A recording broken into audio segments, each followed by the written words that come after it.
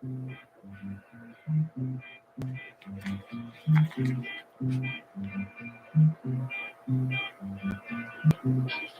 evening, staying tonight. I said I will see you.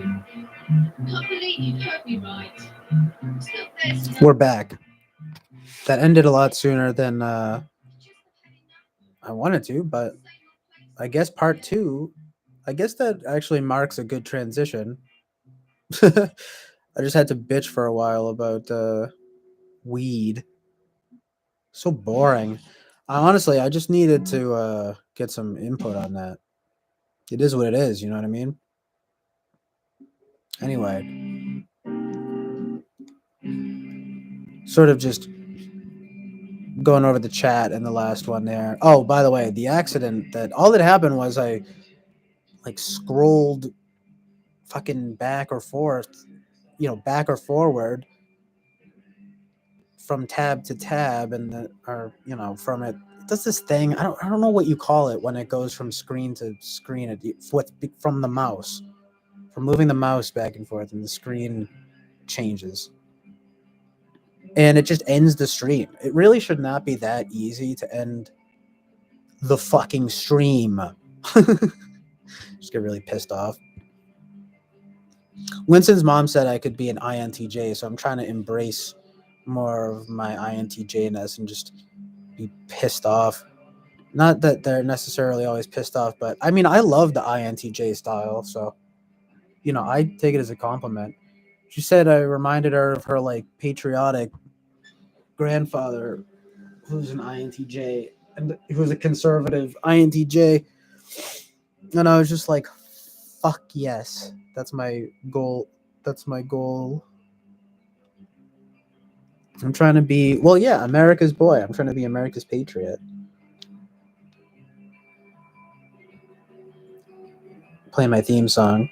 I really hate how the quality, I was watching back these streams, it's like, the quality kind of sucks. I'm sorry, you guys.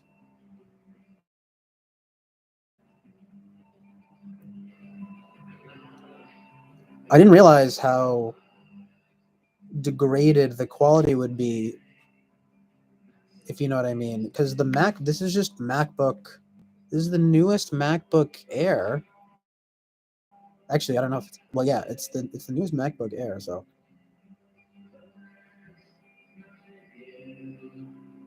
no, not Rachel. Winston's mom. Winston's mom has got it going on.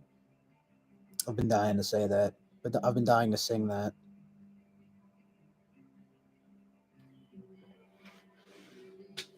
We need Commerce Pimp to get his ass in here. I'm just kidding, but yeah. Then again, I'm like, I'm just kidding, but yeah, like I need to stop saying just kidding. It's like I'm clearly kidding about that. It's like FE, dude. I'm trying to be over all that.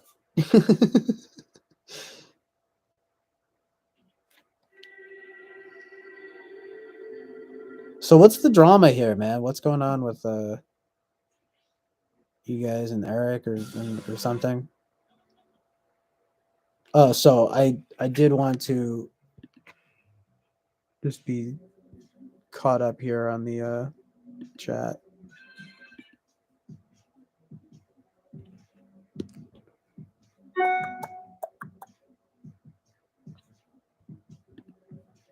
I just had it open, but now it's gone.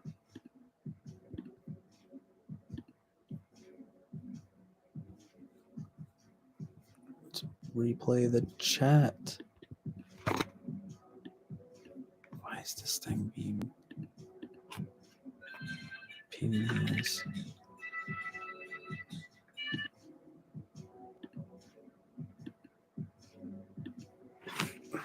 I'm just kidding, but literally, to be honest. Oh, there it is. Brother to brother, my dude. As soon as I open this, me streaming, it's me saying, just kidding. Fuck you.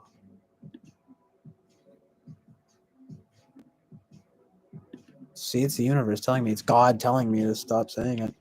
Hey, I need to stand firm in my truth, dude. Literally. Literally. So good and true.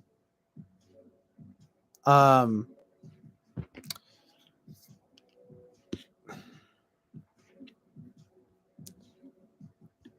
can't seem to be able to access the chat.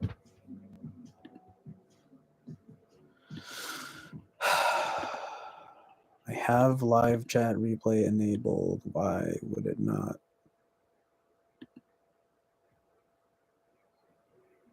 We'll see how.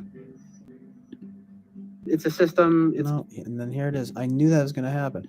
I made sure just now that it was on. I checked it before I closed the stream. I was like, "Oh, let me make sure I have live chat replay on so I can read the chat." And then, oh no, yeah, just no chat, no live chat replay. Cool. Thank you guys. No, it says live chat replay, so I don't know why I can't see it.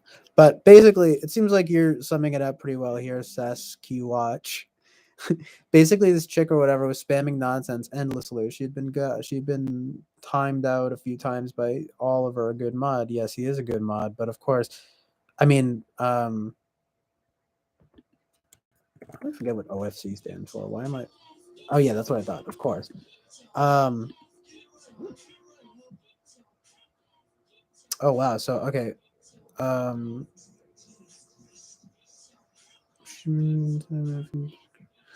Eric and Rachel must have poor SI. Yeah, I noticed her. I wasn't annoyed by it yet, but I was sort of like noticing it. So I know what you mean. Karma was annoyed. Then when I joined the stream, oh yeah, by the way, I meant to reply to that. I was trying to reply to that comment and then I refreshed it and like it wasn't there. It was weird, man. Like I refreshed.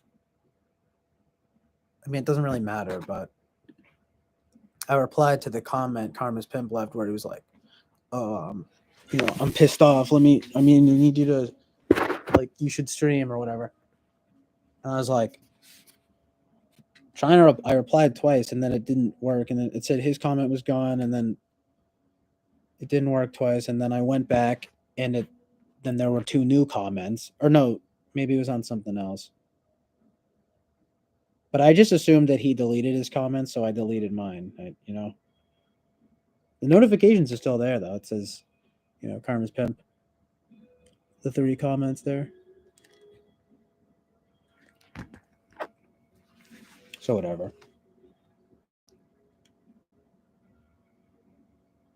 But all I said was like, I was like, sorry to hear that, bro. I'm down to, I have a little ash on me. What is this, Ash Wednesday? Just kidding. See, it's sacrilegious. I can't see that. No, but. I gotta go ahead and just kidding. It's sacrilegious, whatever. It's like, I have a pretty good filter of my own, so I'm good with that. Anyway, you gotta trust yourself, you know what I mean? So yeah, Karma's annoyed. Then when I joined the stream, I noticed her spamming. I interpreted as troll basically, but then Rachel calls me out on chat and Eric selectively reads what he wants and his bias. Eric proceeds to just say that I'm FE polar, etc. Karma disagreed with Eric about that. Thanks, Karma. So yeah, and Eric called me a liar, making up lies, but it was truth she was spamming. And unsurprisingly, after me and Karma left, the spamming continued, and the chat was so boring. Yeah. Thanks for filling me in there.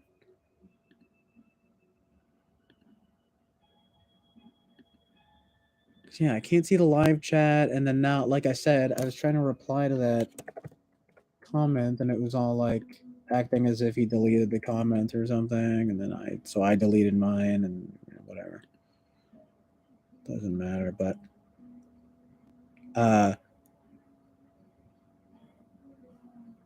It's a bunch of conflict, though, a bunch of nonsense. I mean, it sounds like Eric though is a little bit getting a little bit intense there, huh?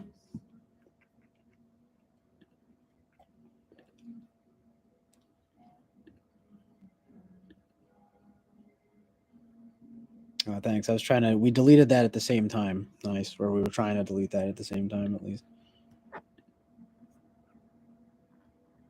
Because you beat me to it. So thank you. You're a good mod, Sasquatch. So it did seem like it was getting a little boring in there, though. Yeah.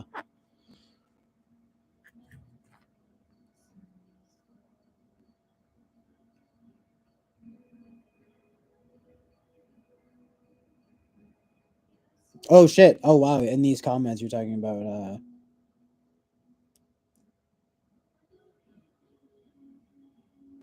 Eric and Rachel. Yeah, I don't know if Rachel's an INFJ either.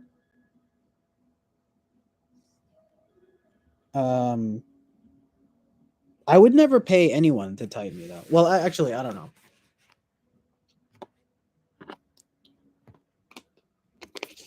I think that Eric should charge like $25 for typing.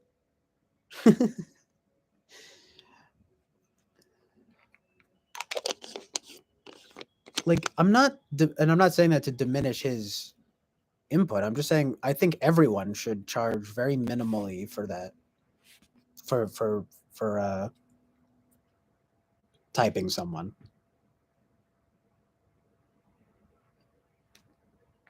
Yeah, Sasquatch, exactly. Yeah, I would never ever pay.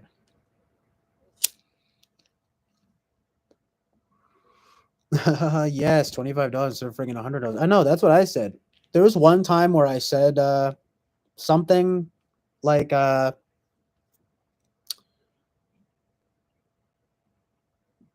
don't know what I said, but it was very, I don't know. It was barely anything, but I was sort of just like, ouch, like, I don't have that kind of money right now, but whatever.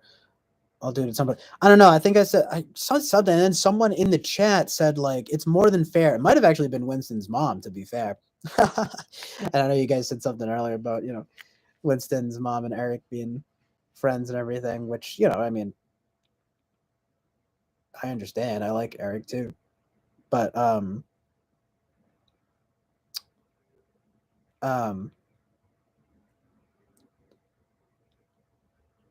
she was like, yeah, it's more than fair, and then he said something like that's more than fair, and so I kind of like felt the pushback, and I was like, okay, I mean, what? I was just kind of like, I guess it could be worse, but it's $75 to $100 or something like that. I'm like, whoa, I don't know. It seems expensive to me. It seems way too expensive to me, honestly. If I'm being really honest with you guys.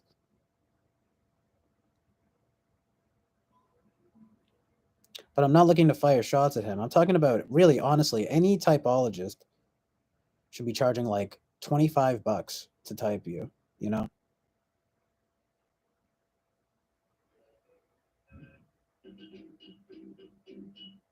Anyway. Would you let Eric type you free of cost, Jack? I mean, yeah, that would be cool if you did that, Jack Torrance. Sasquatch. You got the names, my dude. My goodness, I don't know what to call you.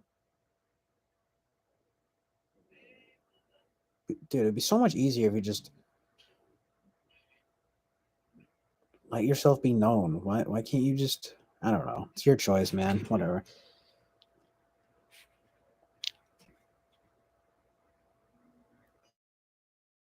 Yes, I got pushed back from the cult. Haha. He says, haha. It's a joke. It's a joke, people. No, but there is a truth in that, though. Of course, the group mentality has a way of,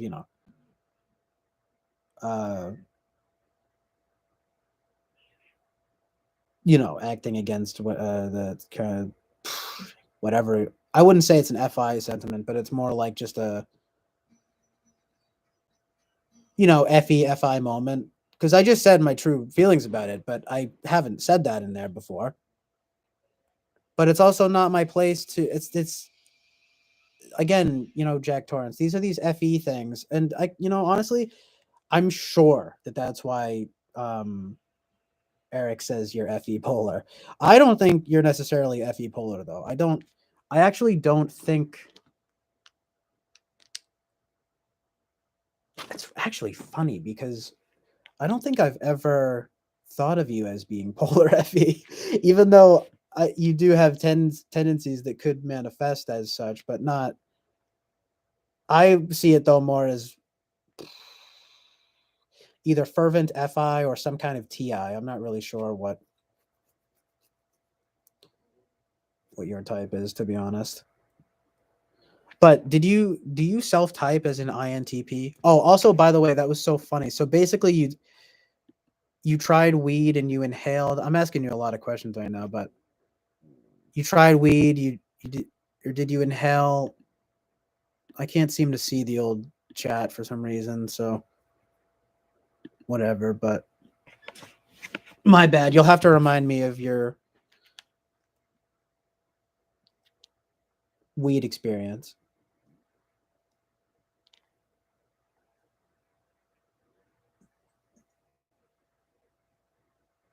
And I guess how you feel about your type. Do you think you're INTP?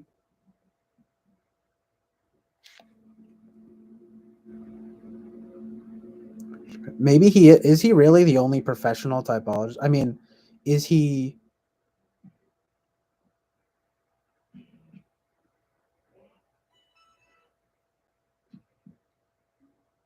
I mean, I get the idea of him being the best, but even if he is the best, it shouldn't be that expensive in my opinion. But don't you guys be going around, this isn't, you know, CJ O'Connell says Eric needs to charge less for his type sessions. It's like, no, I think everybody should probably charge less. I mean, I understand it's putting value on your time. And, Eric has been researching this stuff for presumably a very long time. And I trust his opinion very much, and it is worth money. But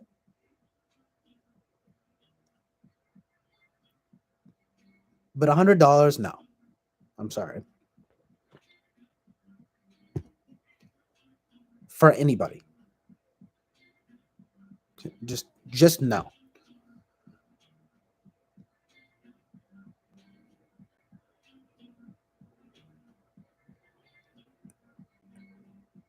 Okay, thank you for explaining, Sesq Watch. Yeah, I don't know if he's doing that out of FE to make his the INFJ thing. I know. Is that what you're talking about? Because I don't know what that is. Thing of paying for time. Yes, true. No one.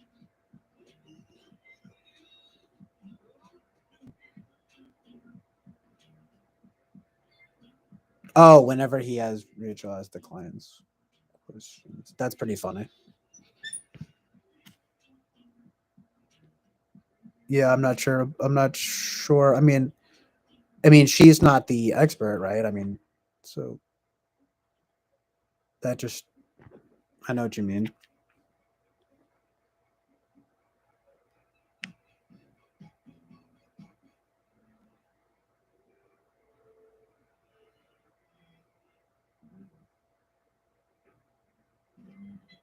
I mean, not to discount Rachel's opinion, but obviously Eric is the expert. I mean, he's the one who does it for a career, and he's the one that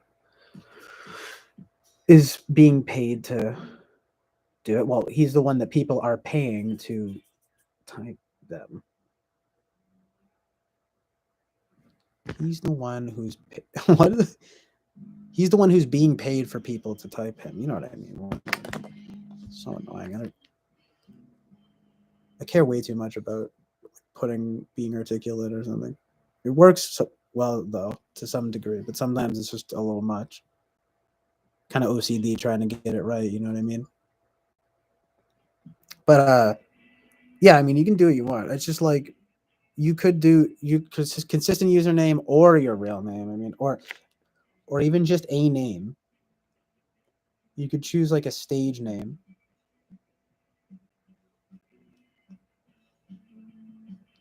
But yeah, you do what you want. It's just like, you know, problem. I inhaled it with no issue off a small handheld pipe. It was a friend's. Also made funny double entendre jokes. Or just put it in my mouth and suck. Just putting it in my mouth in a joke. When someone's hearing this, seems kind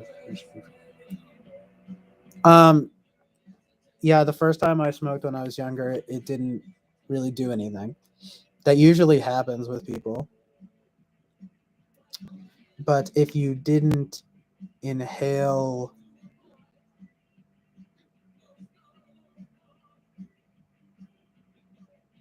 wait, you inhaled it, okay. Anyway, that's a common thing.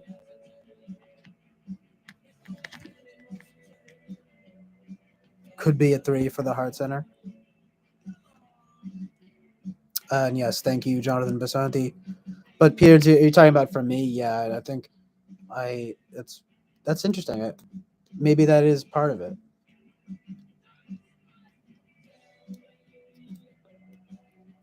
I was always thinking either 3 for the heart center, 3-wing 4, 4-wing 3, or 4-wing 5 even. But maybe I don't know if I'm investigative enough to be leaning into the 5. But I just felt like I didn't get so much the thing of the 4 as a performance, if you know what I mean. So 4-wing 3 kind of sounds like that, and I was just kind of like, no, I want to be, not necessarily I want to be, but I feel like I am the more authentic 4 or something. But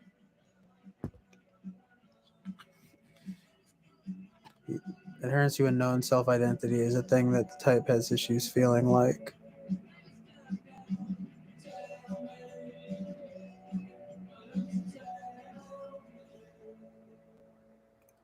What are you talking about?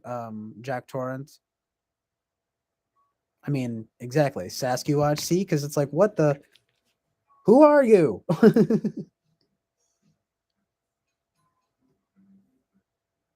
Yeah, maybe he is a 3. Maybe I'm a 3 for caring, though, right? Yeah, Peter, is it the professionalism comment? Yeah, honestly, between non-professional kinds, FE is much more right. Eric's FE.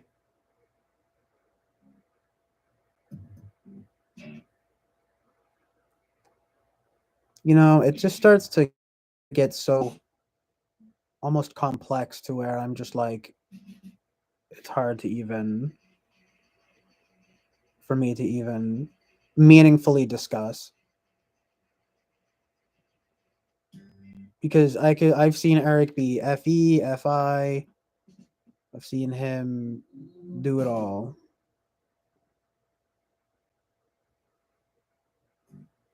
But he still seems a lot like an ENTP. So I'm inclined not to question it too much, you know what I mean? But I will say, I don't really know if Rachel is an INFJ. And I don't just say that because it's Rachel or because of any arbitrary reason, but just not because, first of all, most people aren't INFJs. And basically, first of all, most people aren't INFJs. And second of all, Rachel just does not seem that much like an INFJ. It's pretty simple. I fail to see the NI. I can see everything else, though, I guess. But I fail to see the NI. Extreme recent streamer, you said or something.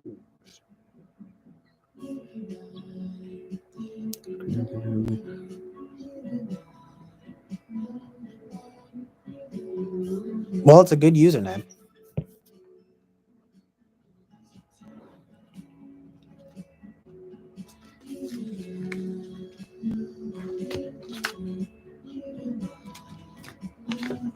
Oh yeah, and also that thing about thanks, Karma's Pimp. I don't think it will the weed comment before, I remember. I don't think it will contaminate The syrup thing is interesting, but you don't think that it will generally contaminate it? Yeah, again, these are like the things I care about. I'm like, I don't want it to be contaminated. So that just reminded me because I was just looking at the weed now. I'm like, oh, like don't be contaminated, huh?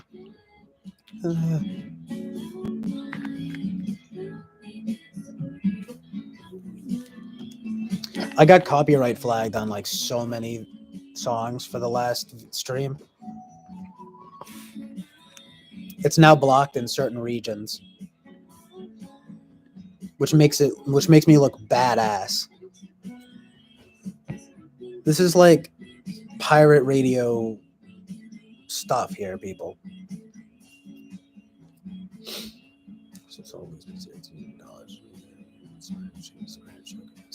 This will be changing back. Another example is pathetic FE. What an asshole. I'm just kidding, but that's pretty funny.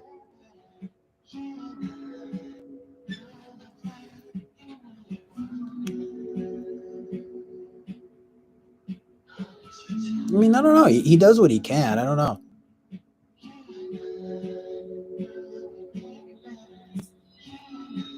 There are ways that he seems very attentive to the FE environment or whatever, and then there are ways that he doesn't, or the atmosphere, the environment, and then there are ways that he doesn't. But aren't we all like that? That's why sometimes honestly, you have to wonder if type is useless. Nah, it's useful, but you know what I mean. I mean, I've seen Eric be FI, FE, NE, NI, TI, I guess, whatever, his idea of TI. You could probably say TE. He seems to hate TE, though, for whatever reason. SI and SE, I've seen him do it all. I mean, I guess that's how it works with people, though. You wind up seeing all of their functions. It's just which ones they prefer and or use most. Not just use most. I guess you could say use most consistently. Boom. Period.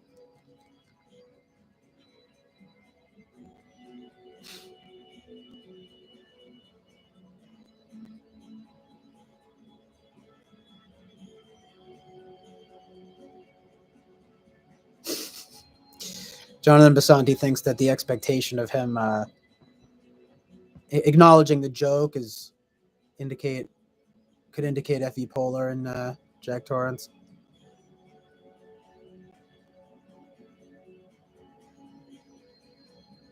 Well, that's interesting. It seems because that seems pretty FE to me. Because he's like, I made my username a joke that you made, and why aren't you acknowledging that? That's super FE. I mean, is it polar FE? I don't know, but it's pretty FE. You're getting a haha. I see what you did there as a comment about this courtesy. It was another joke on different channels. Yeah, I mean, it's a small community though, so you might expect him to do a little, to be a little acknowledging of the joke or whatever. I guess it was an inside joke, but yeah, the joke. I mean, was it an inside joke too? Really? Exactly, CJ. Thank you, CJ. You have it right. Yes, thank you for thanking me for having it right.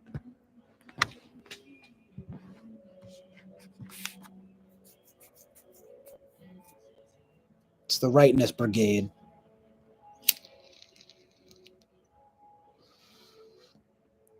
We are the kings and queens here of the Rightness Brigade of America.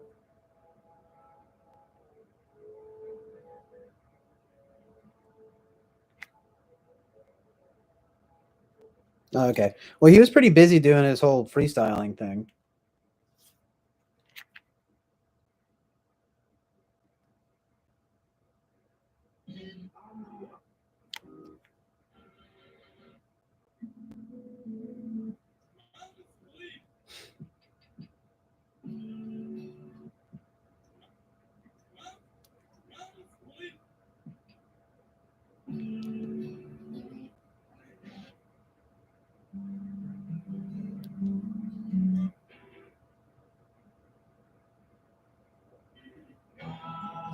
He's like, even right now, it's getting cold down here in the basement. Like, I'm like, what's up with that? Like, I mean, I guess that's not so much surprising, but I was talking about the allergies thing and the basement thing and all that. Let's see if I can finally open a link. Nope.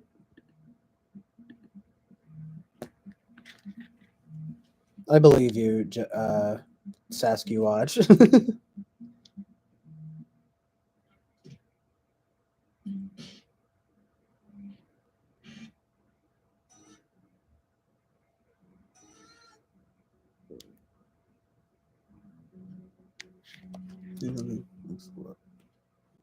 V7, I'm trying there.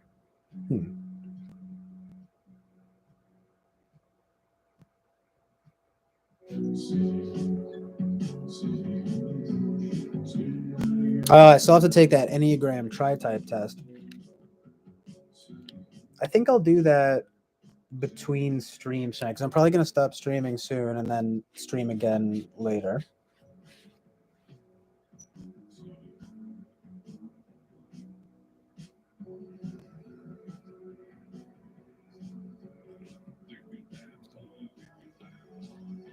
Exactly. Like John Mouse says, take your damn time, take your damn time.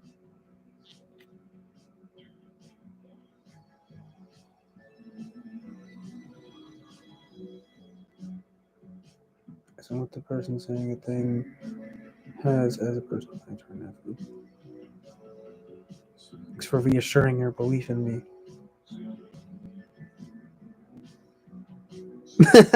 Yeah, you're welcome, Sasquatch.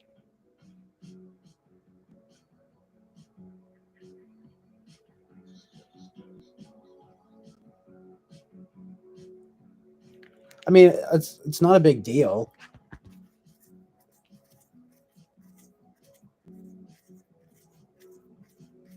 No offense, but it's like.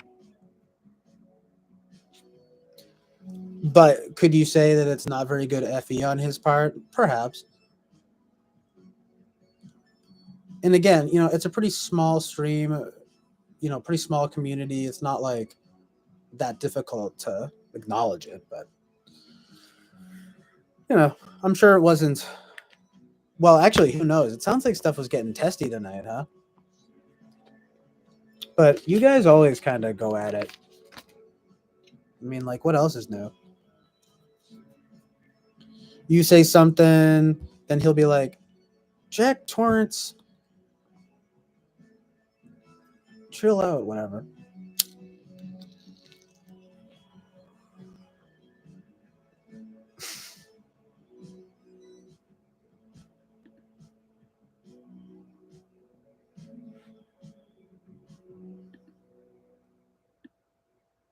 Yeah, true. Well, then stop changing your username. Unstable. Sorry if it's buffering.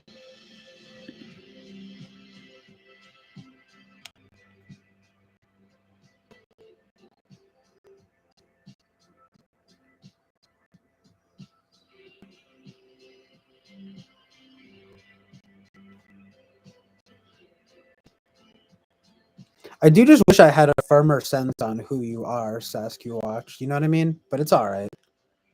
It's not only all right, but it's your right. I mean, Karma's Pimp, that's a username that, I don't know who that is.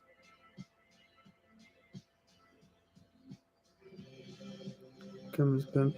I kid, Eric has typed me as an INTJ, then retyped me again, concluded INTJ. Sasquatch says, CJ, your comment about my Jack Torrance username and its satanic vibes because of the movie got to me subconsciously. I don't even mean to, be like that. It's just, I mean, what you said got to me when you said that I was being lukewarm, man. But you were right in a larger sense because you could say, well, tarot is either good or not good in the eyes of the Lord, and it's probably not good. So it's hard to be nuanced about it. But we talked about this. It's the whole Eric thing and how he kind of seems to be playing magician, and it's like I really wanted to or want to make exceptions for Eric and so forth, and just saying I was saying these things about there are levels to it, but understanding fundamentally where you're coming from, it's like you have to be consistent,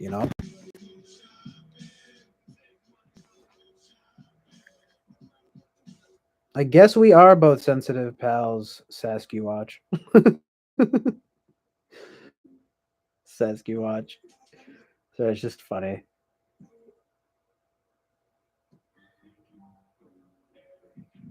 So what I'm saying, I want to put it, be able to put a name to the text. But I wouldn't worry too much about it. I mean, Kubrick is just a crazy guy anyway, It's not like it's just The Shining.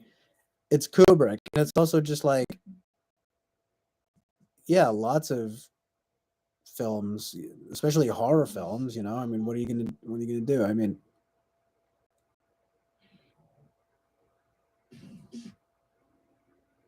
identifying with it, I guess what matters more is if you truly identify with it or something, you know what I mean? And you could also say it might be in a more Christian sense too, right? Like, so that was part of what I was saying too. It's like, well, your identity on your username here, it's almost like you're identifying with it, but it's like, I know that you're not. It's just, I just felt like I had to say something back, dude. You know what I mean? It's like, we're all on this journey together, right? For real. Just trying to do the right thing, do good and right things in life. But no, I definitely do not want to be lukewarm. So, so yeah, I guess we really are both sensitive pals, Sasquatch. So funny. But and he says to Jonathan, of course, and I know that it's not a purposeful deception either. Let that be clear. It's not something that I have qualms with in that way. You know what I mean? But yes, Jack Nicholson is an angel.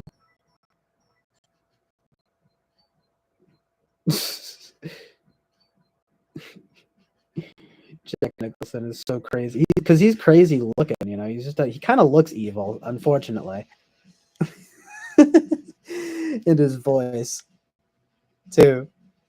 It's kind of evil vibes from Jack Nicholson. He really did it to him. He really made sure that stuck though with The Shining, didn't he? You know.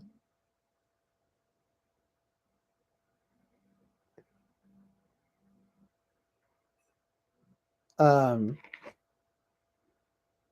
get my Jack Nicholson impression down. We'll be there in a half an hour. Why? I don't know why that just came to mind, but he'd probably say something like that.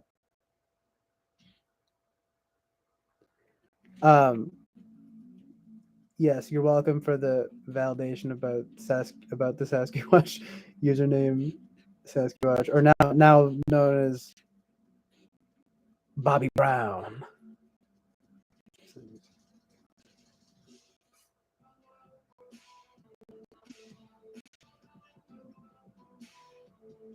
Because you're kind of technically right. I think it is a push to be way more consistent with what I preach. Well, thanks for giving me that credit there. I mean, I appreciate it because I'm not trying to come totally out of left field. You could say I was reaching a little bit with saying that back to you because it's like, well, yeah, tarot is probably worse than than a Jack Nicholson shining profile picture username. But yeah, I was just saying that back because I guess it bothered me, and I felt like I had to say something back to you. But so anyway, I appreciate though that you still see some validity in what I was saying. You know what I mean? Because it's like at least it's not for nothing. Because I don't want to just be spouting nonsense. I'm saying maybe I was reaching a little bit, but I'm not trying to just spout nonsense. There you go. You know what I mean? But again, it's a journey towards goodness and rightness, dude. For real. Because you might say rightness and goodness. I think goodness is probably a little more important than rightness, but that's a more complicated subject. But you do uh, preach sometimes in TWFP at least.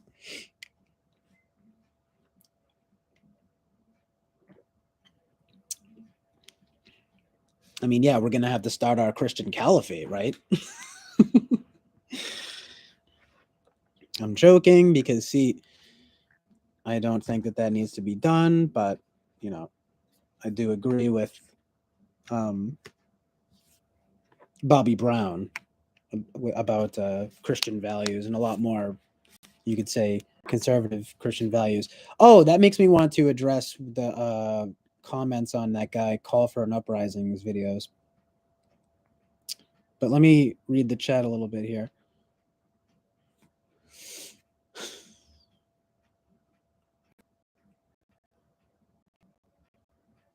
We were talking Twin Peaks. Yeah, Karma's Pimp. We were talking about Twin Peaks. Karma's Pimp thinks that you could have Twin Peaks conform to your theological beliefs to Bobby Brown, and I couldn't help but concur, even though there is an occultic element going on. It is obviously alternative to Christianity. It's its own universe thing, but it is about good and evil, and you could conform it to your beliefs, I think, if you wanted to. So I mean, it's like I get where he's coming from. I wouldn't feel especially obliged, but I would say it's less like Karma's Pimp goes on to say here. The Exorcist probably not, but I think The Shining might be okay. Like, yeah, exactly. Again, back to this thing of there being levels. I mean, we're all, I think, probably trying to figure stuff out like this together. I mean, it's like, right. No, The Exorcist, I don't like The Exorcist. I mean, there are elements of it that I respect, but I don't watch it. That actually is the kind of thing that gives me bad vibes. You know what I mean? But again, The Shining, no, not so much. That's why, again, part of what I was saying about it's kind of it's a little bit of a reach, because I mean there is that kind of stuff being evoked there, but it's not. You actually might say in Twin Peaks it's much more obvious, but again, they don't call it angels and demons and so forth. But they don't do that in The Shining either. It's just, but I would think The Shining is not super demonic. It's like definitely not super satanic,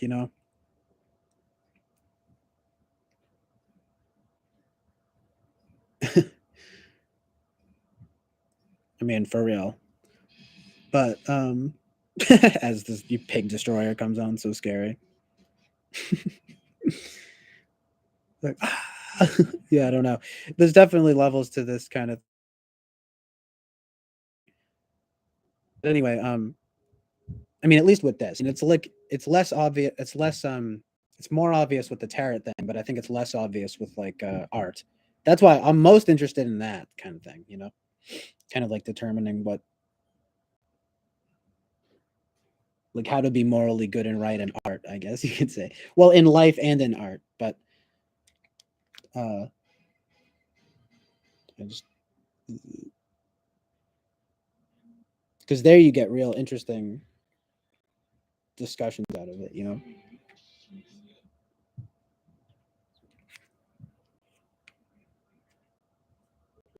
You may not be. I don't know. I need you to elaborate more. Yeah, I guess you could say there are 8 possible positions for the functions. Yeah, well, that's what I mean. It's like there's a difference between dark themes and like, you know, I guess you could say maybe there's 3 levels of the dark themes thing. There's dark themes, but then there's like I think there were 3 things. What is it? It's like pushing for the dark themes or like or succumbing to them. And then there's like actually encouraging evil, which I mean that's a little more rare, I guess, but you know, certain philosophies like especially depending on your beliefs and so forth, like I mean they might actually be damaging, you know what I mean? But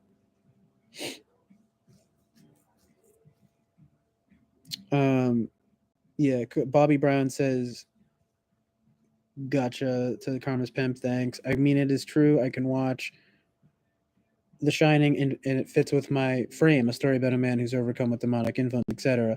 Yeah, I mean, well, that's what sort of seems like to me. Well, he loses in the end. Honestly, it's just Jack's performance which really stood out to me.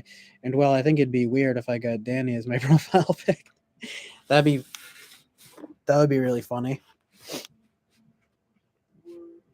I guess that would be more consistent. But dude, who cares? I mean, well, let's say who cares, but you know what I mean. Like, what do you guys think about like Travis Bickle from Taxi Driver? I mean, I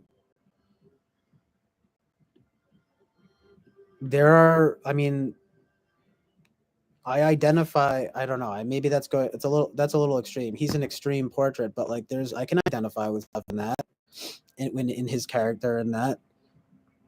Is that evil? I mean, some people say he's evil, but it's different than like Patrick Bateman or something, or Alex DeLarge, or even the Joker or Tyler Durden. But for me, it's like Travis Bickle is actually a good guy. Maybe he's not a good guy, but he's compromised. I don't know what his deal is. He's a complicated character, I guess you could say. But yeah, One Flew Over the Cuckoo's Nest is great. That's one of his best performances easily. Jack Nicholson. It's easily one of Jack Nicholson's greatest performances. If anything, can be a warning tale, whereas Tarrant is indulging in it, partaking in it, even if jokingly. Like, I wouldn't jokingly swing a fake axe around. Right.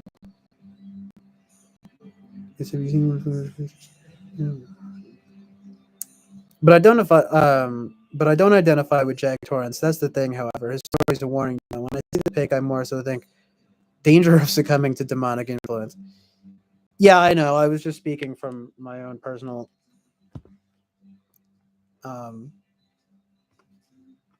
ideas of things. Like if you relate to a troubled character.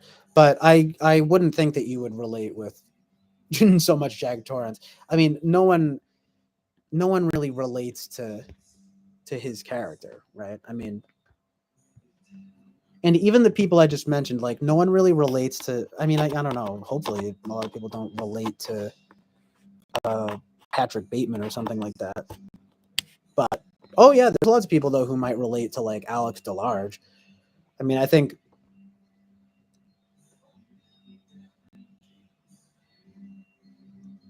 there are elements to his character that, like, I mean, he's well spoken. He has a love of music. He's funny.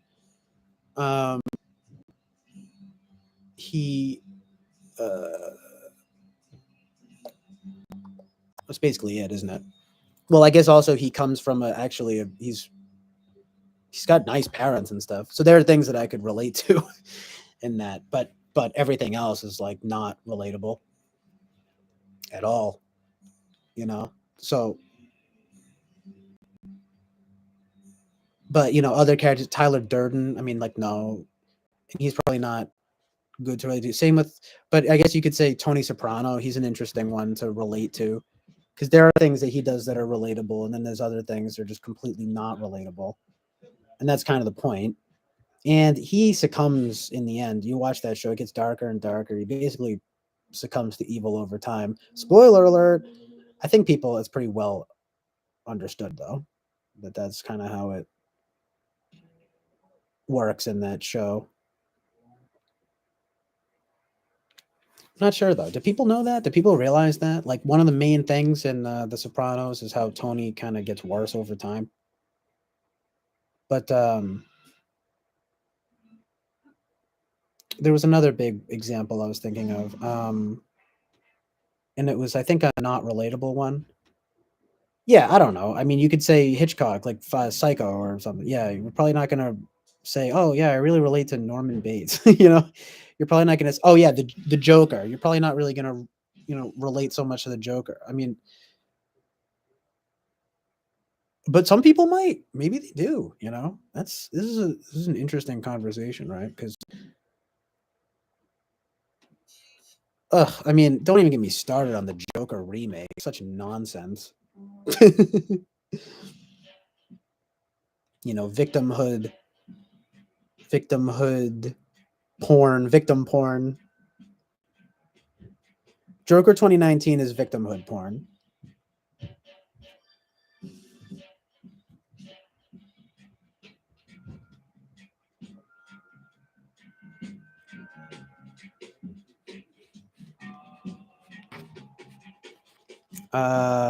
You know, but like Heath Ledger Joker, right? Who no one relates to Heath Ledger Joker. Okay. Um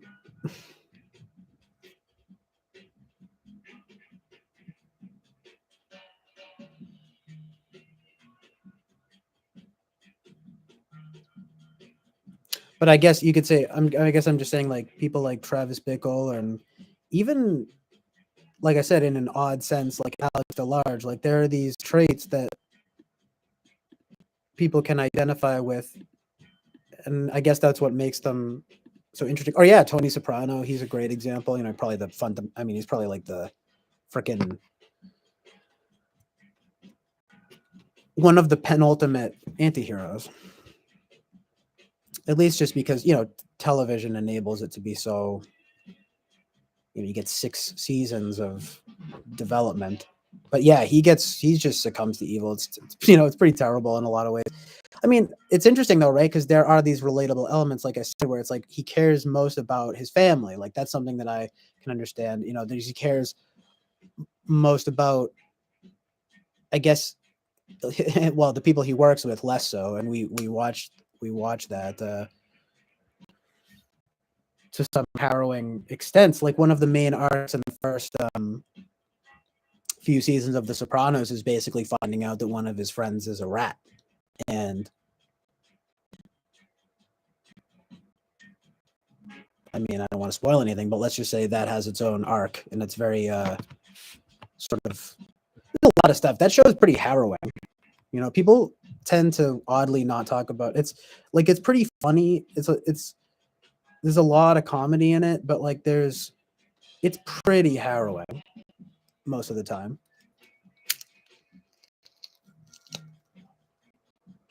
And yeah, especially as it gets to the end, it just gets darker and more evil. But at the same time, it's also clear where we as an audience have begun to not so much identify with Tony anymore. And that's why it's a kind of a brilliant show, right? Because I guess you could say, like it or not, or agree with it or not, it does become clear that you're not meant to identify with him by the end. And even in Joker 2019, like, you know, he crosses lines at a certain point, um, where you're definitely not meant to identify with him so much anymore, especially by the end. But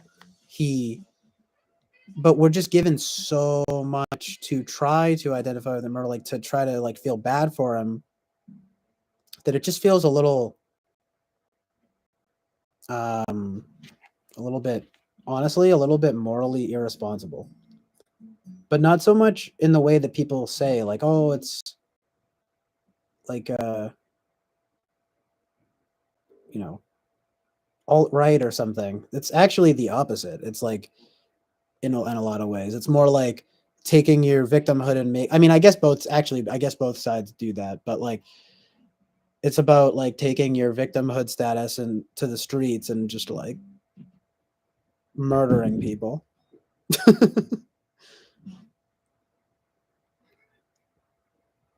I mean, say what you will about Travis Bickle. By the way, of course, Taxi Driver, like that's the Joker is like a horrible ripoff of Taxi Driver in a lot of ways. But at least in the original, like he had actually, like, I mean, Travis Bickle actually has like some interesting and admirable aims. But he is, after all, a disgruntled worker who has seen too much of the dark side of society. And so, he does inevitably decide to take up arms. But I just feel like the Joker thing is so nefarious, though, right? It's like the way he goes on TV and so forth. I mean, again, not trying to spoil everything, but I think everyone knows how it all, kind of works out. It's like, yeah, freaking kids, chaos in the streets, and people start worshiping him as some icon of rebellion. It's literally evil. It's literally the devil. You know what I mean? But they're trying to say, oh, like feel bad for him though. Like this is how society turns people evil. Because because of his mommy, and because of his health, because of the healthcare system, and how all these people failed him.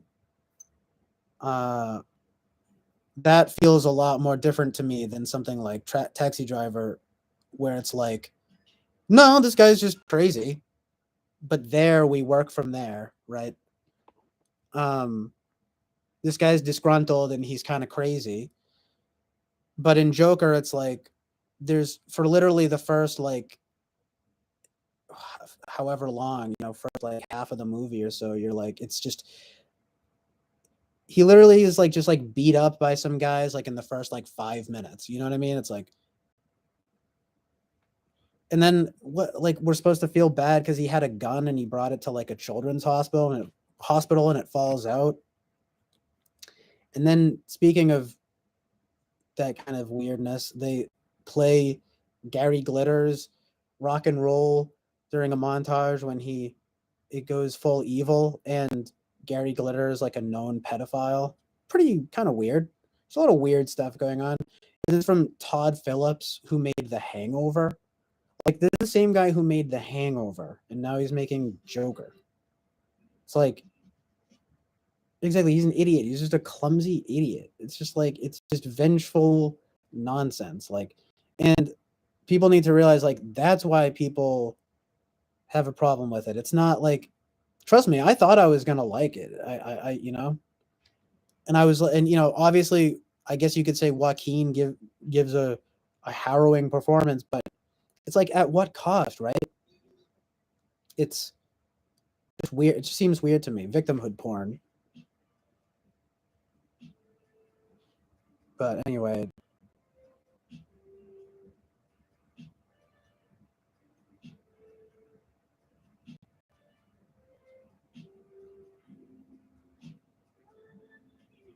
Yeah, Jonathan Basanti. It does just depend on the character, though. And yeah, Karma's Pimp is right about Twin Peaks.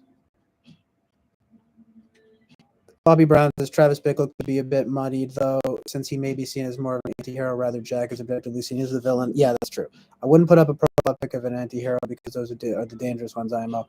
Whereas if it's a clear hero, a clear villain, things aren't muddled, lines are drawn. That's, that's an interesting point of view in that regard about characters and such, You're probably right.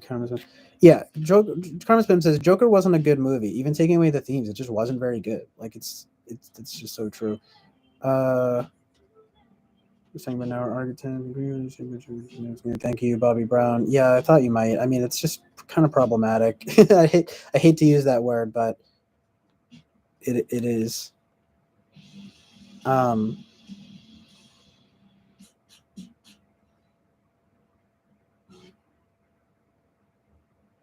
the incel hero, exactly.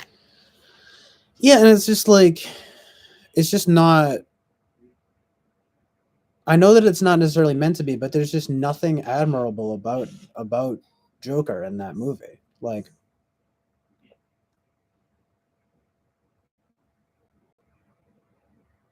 I mean, I guess it's tragic how he has that laughing thing. That was probably one of the most interesting part.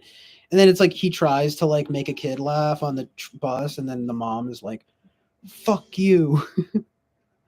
So it's like we get, yes, he takes care of his mom. Yes, he's done wrong by his mom and so forth, but he does try in some regards. But from like frame one, it's just all about how wrong he's been done. Which anyway, there's room for that, but there's no redemption there. There's just a total succumbing to evil, and it just doesn't seem morally responsible to me, honestly. Because yeah, exactly, because Bobby Brown says morally irresponsible, exactly, CJ,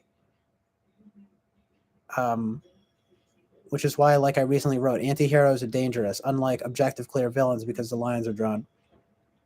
Yeah, exactly. What Karma says he was an idiot. Bobby Brown says looked at The Shining. Jack clearly has some screws loose since the beginning. Clear to see. Yes, that's true. Both of these things are true.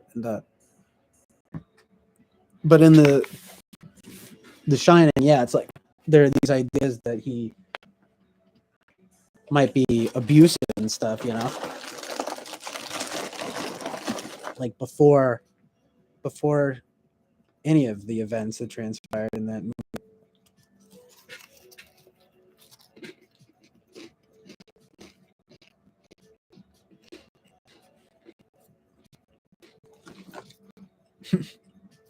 Yeah, no worries, dude.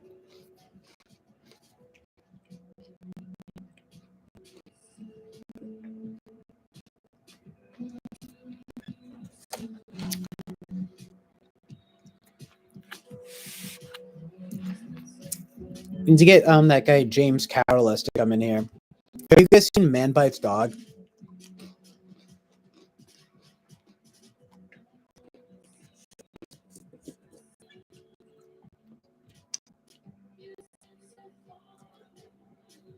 Because I know he saw that.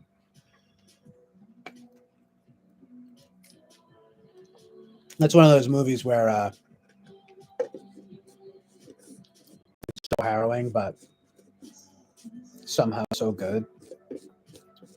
But it's one of the more evil films that I've seen for sure. But if you pay attention, you'll find that the framing is actually proper. And it's also not like you ever really get to like the guy. But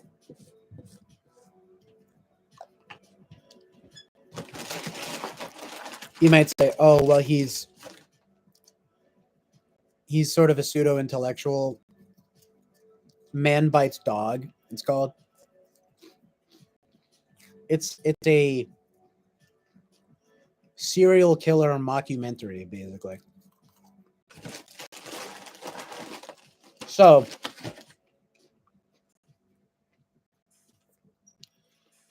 I would say the trilogy of movies like this that I've noticed are Henry, Portrait of a Serial Killer, Man Bites Dog, and Funny Games, both 1997 and 2007, since they're basically the same.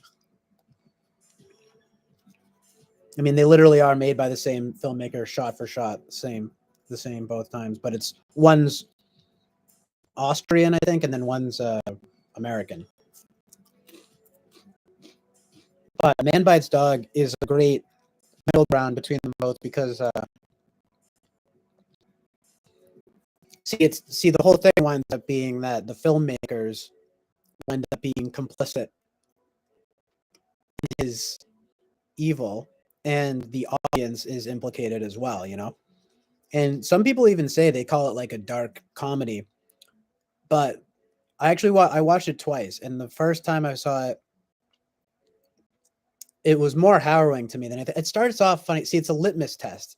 It's it's really clever in that way. I've never had a movie mess with me so much in that sense where I'm like, okay, this is evil, but there's something amazing going on here because it's like it's almost as if the only way that they would allow such a thing would be if it was just full of evil. It's kind of hard to explain.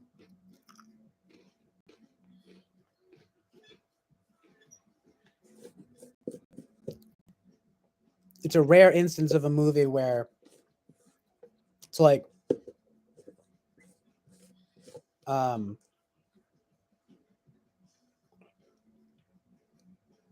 it literally is daring you to keep watching, but not in the way that like that bullshit does. It's like it's knowingly doing that. It's a very smart kind of movie, and in the end there actually is a sort of justice, but I won't spoil it. It's just like everything, it's a very kind of muddled movie, but it's very clear from frame one that this man that we're getting this point of view of is objectively evil. But again, it's kind of the Alex DeLarge formula too. He also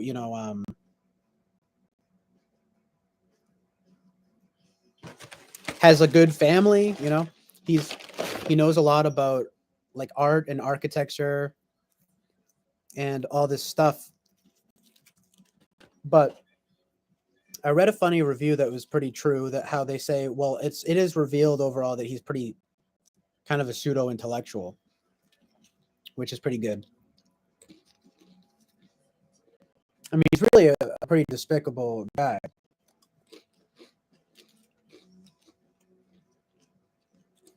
And I mean that in the sense that it's obvious that he's despicable, but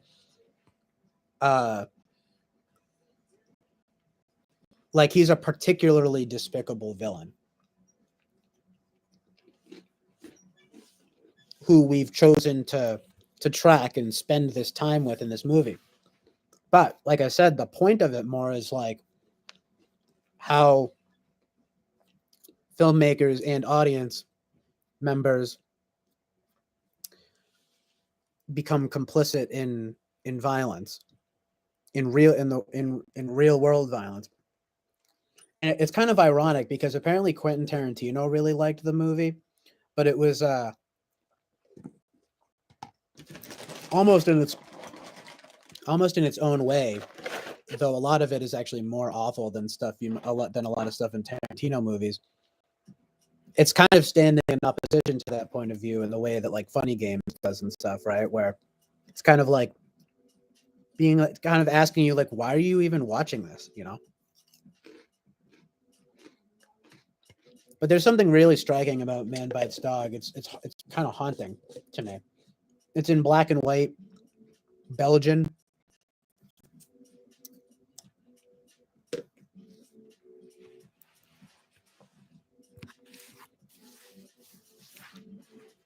One of the guys who made it killed himself like 10 years after the movie came out. But one of the guys also got arrested with a bunch of other people for pieing Bill Gates in the face. Throwing a pie in Bill Gates' face. So he probably got suicided.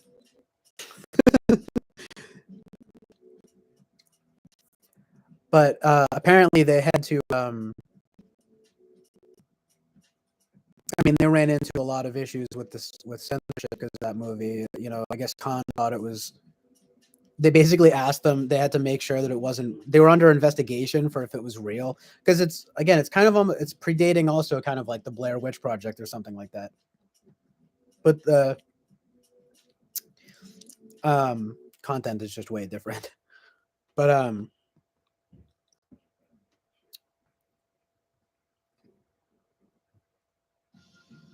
It's also a little bit like in the spirit of something like Breathless, like Jean-Luc Godard's Breathless. Like it's just a warped version of um someone else said this too, but it's on point. It's basically Breathless meets Henry Portrait of the serial killer. You know, predating Funny Games and the Blair Witch Project, I would say. But it does have some real surprising artistic and moral merit, but it's a tough movie. It's not. It basically gets more and more harrowing as it goes because you start off, it kind of starts off, it's kind of genius because it's basically saying at first, like, yeah, haha, isn't this funny? You know, it's kind of like proto like Grand Theft Auto or something. Like, it's just like, look at this guy. Whoa, crazy. He's just killing a bunch of people. And then, haha, oh, so funny. He's so quirky too. Oh, wow. But then stuff starts getting real and like the filmmakers start getting involved and it just gets way less and less funny, and in this brilliant way of like turning it on you know, kind of being like, yeah, that's right, sicko. Why are you watching this? What's up? What's going on? It's great. And by the end, like I said, there actually is some, you might say, sort of moral culpability. I'm just saying it's oddly properly framed, but it's a harrowing watch. I wouldn't like, I don't know if you would like it, Bobby Brown, but I mean, there are things about it that I don't even like, that I don't think they had to go the full 9 yards in the ways that they did to get their point across. Oh, also, yeah, it's NC-17 still to this day. It's probably one of the most disturbing movies I've ever seen, though.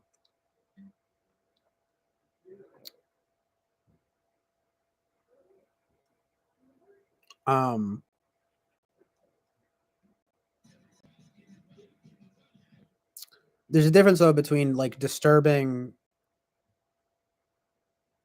and good and disturbing and bad, let alone evil. And like that movie felt more like an expose of evil. Maybe I'm giving it an excuse, but it's kind of like come face to face with evil. For that was my little thing I was thinking about.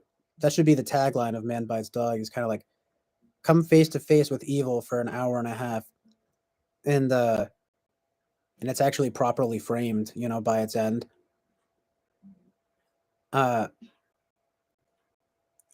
Almost again, it definitely echoes of A Clockwork Orange too. You know, kind of this pseudo intellectual serial killer, and he comes from a nice background and he appreciates art and stuff, and like, but he's thoroughly despicable, and yeah, it just gets worse and worse. The thing that's just so profound though is the thing about the filmmakers in the audience. It's so that's what I mean when I say, oh, it's almost like it had to be so evil to that they would like allow it, because despite all of its horror, it is directly, I mean, I guess you could say, well, you don't need to watch it in order to get that message, but it definitely is calling into question the validity of on-screen violence. That's how I would summarize it, you know. And the public's desire to see that. The name Man Bites Dog comes from a news media term, which means when dog bites man, it's not a story, but when man bites dog, that's a story. So it's kind of like the less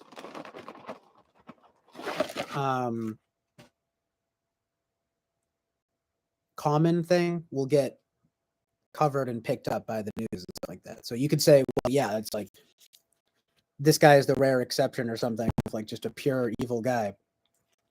But that's what's also genius about the movie is that the alternate title of it is, it's Man Bites Dog, and in parentheses, it happened in your neighborhood. So again, that direct calling out of saying like, you know, it's like there could be his name is Benoit in the movie, or Ben, and it's like you might know someone like this or something like that, and that's, I think, part of the horror of it. It's definitely a horror, but it's like a very unique blend of genres, though. And I noticed that it doesn't really get talked about very much.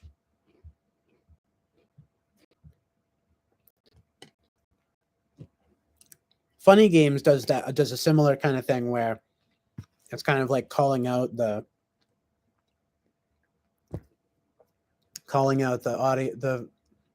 audience for watching such an awful spectacle. The thing that's actually brilliant though about Funny Games though is that it's actually not graphic really. I mean it's terrible, but I mean it's horrible, but it's actually not that graphic. Man Bites Dog is pretty graphic. It's made simultaneously more and less scary by it being in black and white, if you know what I mean. Because by it being in black and white, you can be a little bit detached from it, and it is pretty low budget, so it's like you can be detached from it, from the violence, but it's also very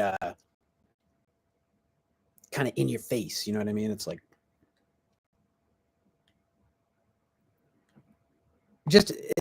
even just by simple, it's pretty simple. It's just kind of like if you film something in that manner where it's kind of like a documentary, you're going to get a much more bracing effect, But the black and white, it looks great, to be honest. It's so grainy and it just looks it's well done. I hate to say it, but there is stuff in there. There's stuff there that's gross and disturbing and disgusting and just kind of grotesque that I don't like very much. But you could say though that it's a thorough and properly framed expose of evil and violence and its relationship with not only filmmakers but the audience, who the filmmakers who create these things, even if they are fake or whatever, right? And the audience who willingly consumes it, you know what I mean? So it's not it's definitely one of those movies you don't watch all the time or anything like that, but it seems to be somehow oddly properly framed in many regards. But again, though, it's like Bobby Brown. I don't know. It might be a little too evil for you because it's definitely flirting with it for me. Like, okay, so compare it to Mother, right? Like Mother is like, to me, is much more evil because it's a Bible subversion and it's a critique also of the Bible, and it goes the full 9 yards in depicting it in the end with a totally satanic, insane, evil, disturbing, disgusting, grotesque manner. I'm telling you, if it didn't have that last 20 minutes, it might be a little more decent, even if it's still not even if it's still rooted in that kind of in those kinds of religious grounds. But no, it goes full retard, as they say, in the end. It goes full evil at the end, and it's just very disappointing. So it's the kind of thing that to me makes it more, all of these things just make it more truly evil than even something like Man Bites Dog, because I feel like, well, at least Man Bites Dog is properly framed, and it's like an expose of evil.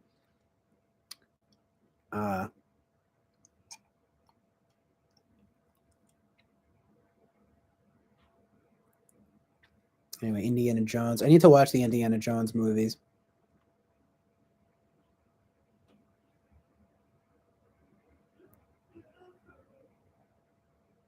I don't know if you're talking to me, if you say good movie breakdown guy, Bobby Brown, if he's a good movie breakdown guy. If so, thank you.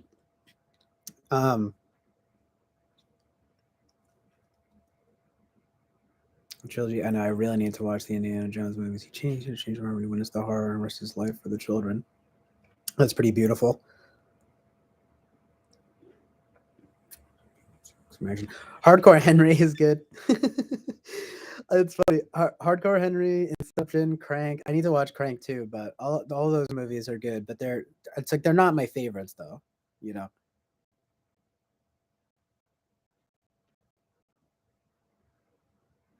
Hardcore Henry is fun though. Inception is probably one of Nolan's best. Crank is very fun, and Hardcore Henry is similarly very fun. It's very similar to Crank, very post Crank. Also, it's hilarious how in Crank, Glenn Howerton from It's Always Sunny in Philadelphia shows up. He's like one of the doctors. So random. Something that I think people neglected about it too, by the way, was it seems very obvious to me, but it's trying to be like a video game. Crank is like a video game movie. I mean, so is Hardcore Henry, but Crank is too. There's a lot of that, and people just, I feel like, will write that off.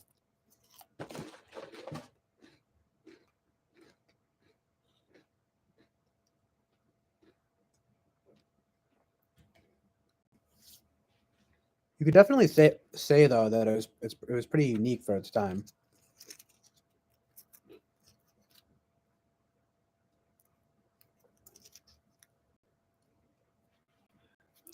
But yeah, no, I mean, Hardcore Henry is not like. I mean, I wouldn't consider it true cinema either, you know.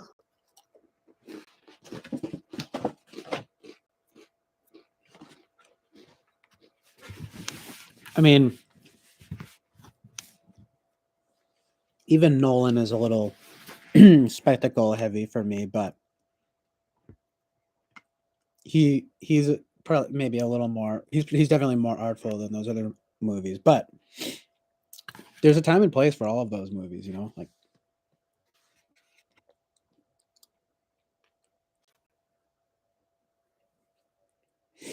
Yeah, I need to watch the Transporter movies. Jason Statham.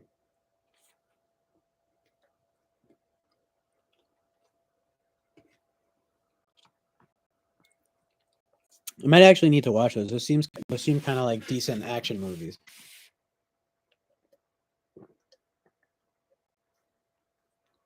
I do really like good action movies.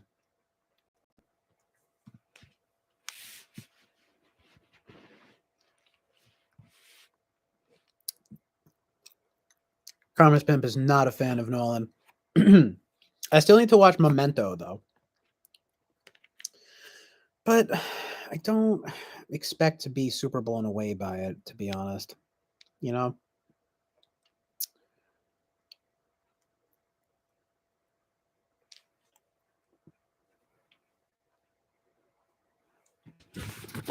Like, it's just told backwards. I don't care.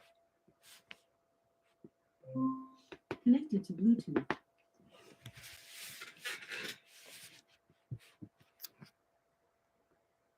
Seems annoying to me.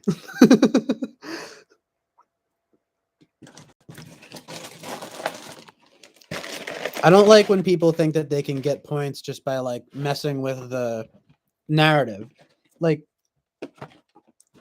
for example, like Tarantino, you know, gets lucky because he tells good stories, but but saying, you know, non-linear narrative, it's just like, okay, who cares?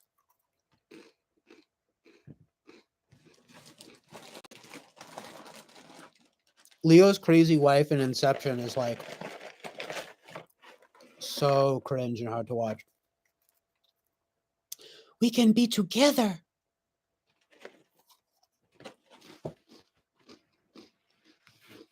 Dude, that scene where she fucking chucks herself off a building, though.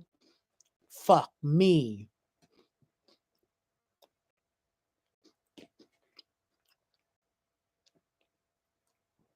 Leo's reaction there kind of stuck with me. It's pretty sad.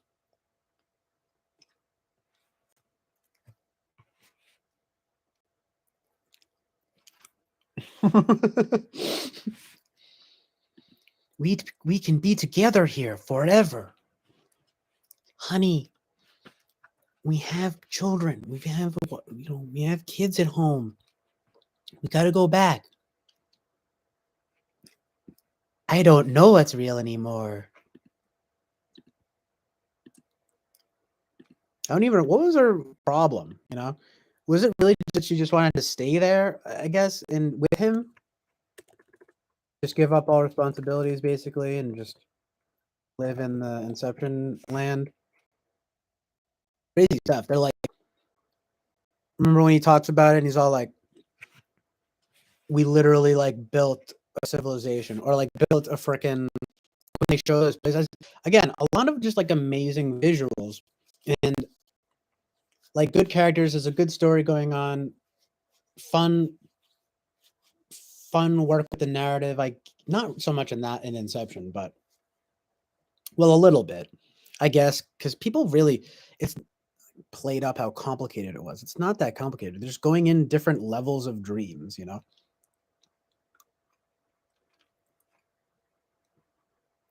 You want to see a confusing movie? Have you guys ever seen Primer?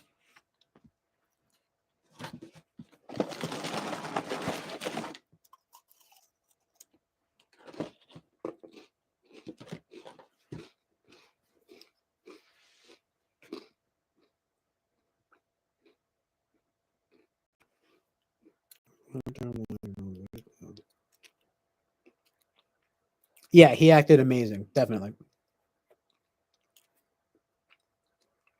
Leo's a pretty good actor. I like Leo.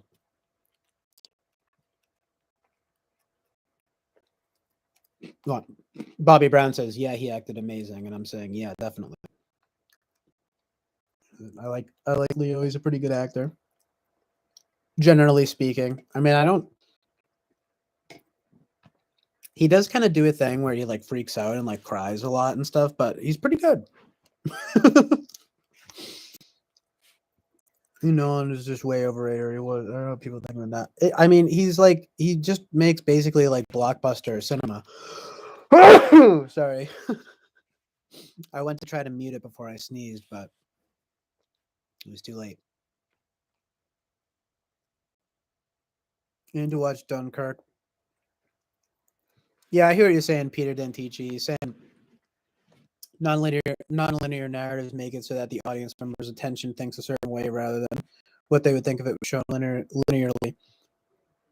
Oh right, so Tarantino, right? Like I'm just saying like he's lucky when he does that because it's like I mean, you raise a good point, but I would just say like with especially Reservoir Dogs and Pulp Fiction, especially Pulp Fiction, it's just like it's not so much the order of the story that it's told in that interests me about it. It's the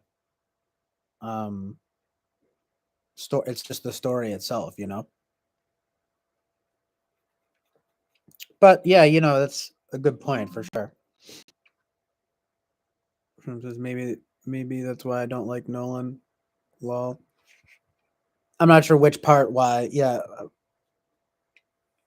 but some maybe because it's so like blockbuster cinema kind of. Bobby Brown says Interstellar. I liked too. Great theater experience. I saw it in theaters too, and it was amazing. Just that when I thought about it more after I kind of cringed at the whole "love is the force of the universe" thing. Anthony, I thought it says. I mean, you know, I don't know why everyone so much is at that. I mean, I guess okay, they are removing um God from the equation. But God is love, right? I mean, God is one, but also God is love. I mean,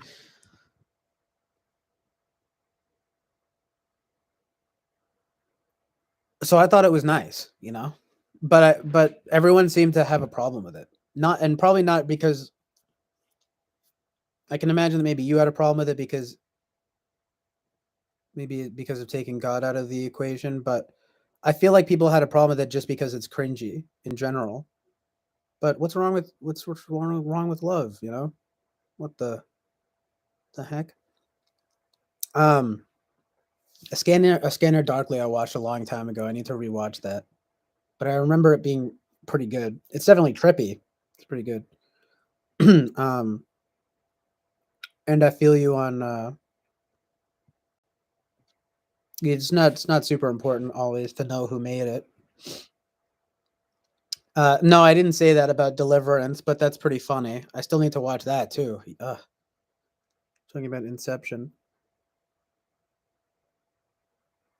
Yeah, just everything about Inception, just kind of why you don't like it. Yeah, I don't know. Probably just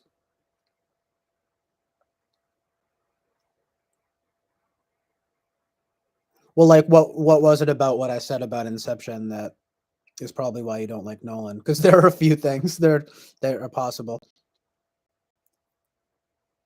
there, as to why you don't like Nolan. But yeah, Richard Linklater is pretty good. I like him. But yeah, I hear you, Bobby Brown. And yeah, it is kind of silly. When I wasn't used to CG because it's a brilliant movie and has depth and is about way more than just some scenes. Oh, nice. I'll have to watch it. I've seen, I know the banjo scene and everything.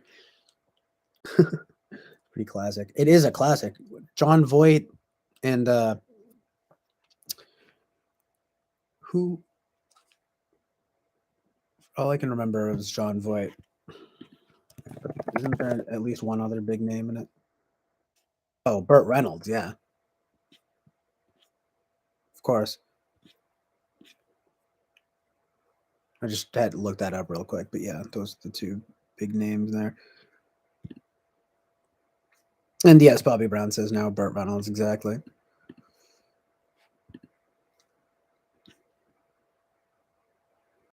I guess it's based on based on James Dickey's poetic novel and adapted by the writer himself. So yeah, it's no joke, right? It's like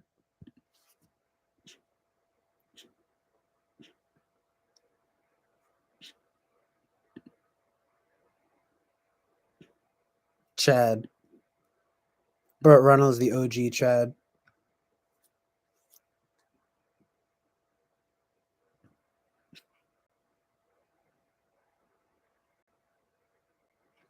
I enjoy memorizing the name of directors and credits, etc. Yeah. Well, once I got really into like tours, so to speak, that was like big for me. But yeah, it's probably best to just judge based on if something's good or not. But it does help when I like, an artist from just artists building bodies of work, discographies and filmographies, that kind of thing. I'm just like, yeah, I can be pretty nerdy about it. But no, I need to watch the Nicholas Winding Refn movie. How do you pronounce his last name anyway?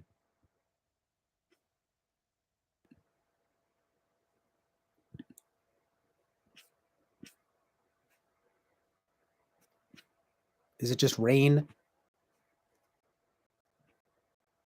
Refn? I don't know. Yeah, kind of surprising. I haven't watched any of his stuff.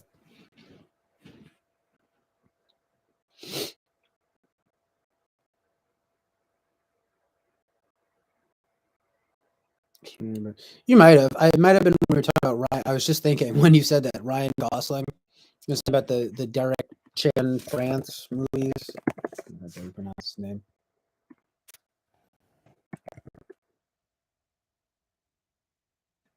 Yeah, man. Ryan Gosling had a real streak though there in the like the 2000s to the 2010s. With the scanning darkly, it was great how its ending made a head nod / cues that were meanings of inference. Yeah, I really need to rewatch that movie. Linklater is pretty good. He's pretty versatile too. That's what last time. Yeah, probably.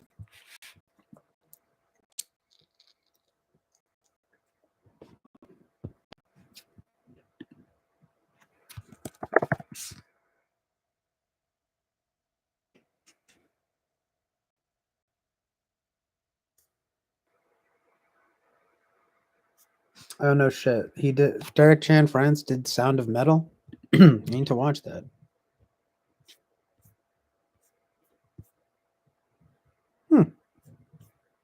Good for him. That's funny. That's funny.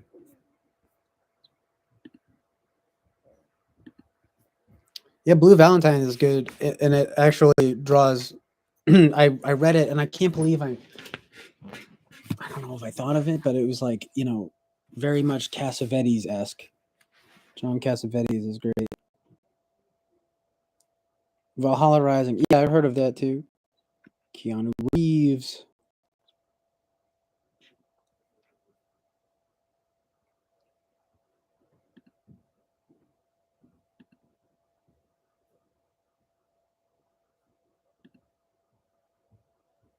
Yeah, Keanu Reeves is in A Scanner Darkly. Such a strange cast in that movie. It's like Robert Downey Jr. is there.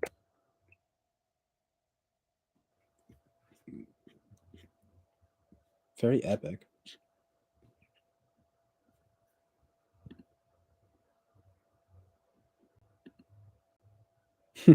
Yeah, Boyhood. Boyhood's pretty good.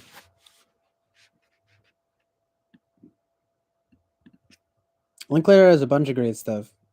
Slacker is good. Dazed and Confused is great. Hold on one second.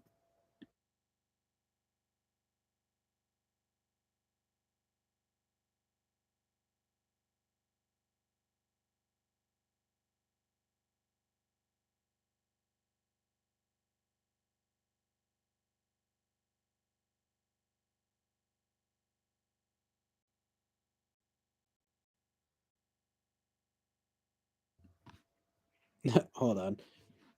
I'm going to. Oh yeah, Suburbia is really good too. Suburbia is very underrated.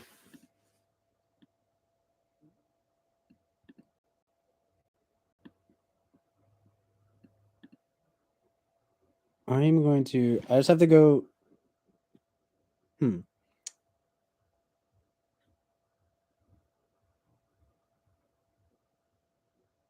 Yeah, and School of Rock, of course. Just hold on. I'll be right back. I'm going to get coffee and I just have to do a few things really quick. But I'll be right back. And I'm probably going to stop streaming soon and stream again later. But for now, I'll be back in a few minutes. 1 second.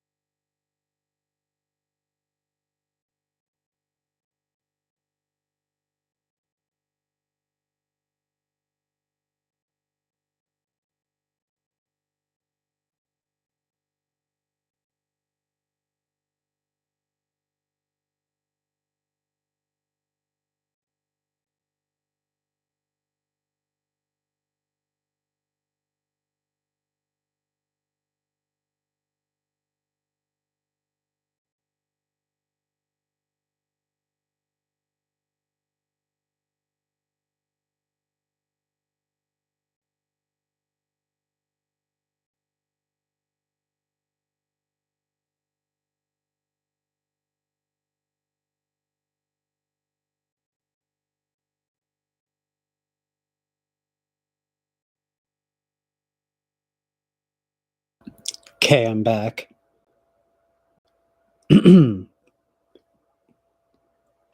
I was, and you guys could hear on the stream my mom saying bye to me because, yes, I do still live at home with my parents, and my mom was just leaving for work. She works nights. She works at she's a nurse, and she works at like a group home type of situation. So she's going into work now. So I was saying bye to her, and I got some more coffee, and I went to the bathroom and used eye drops and stuff. Eye drops and nasal spray and brushed my hair. And got a drink here too. Pretty good. Some mango juice.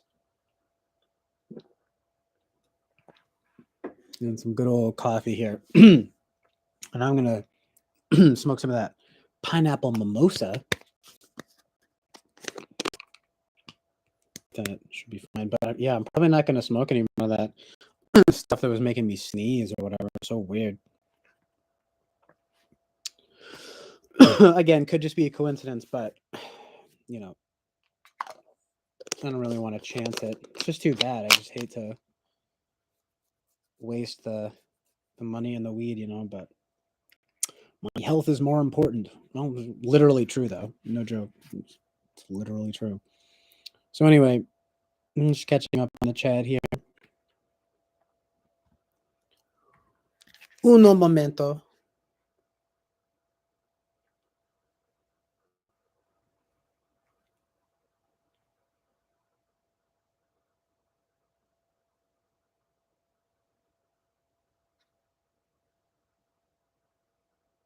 Some random chick followed me on Instagram. I wonder if it's real.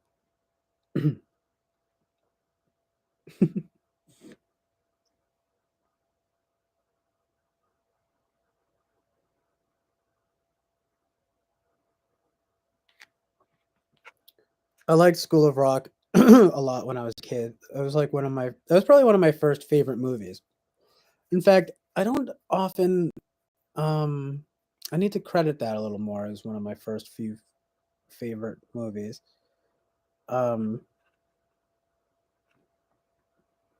yeah, like I would watch that movie a lot. Connected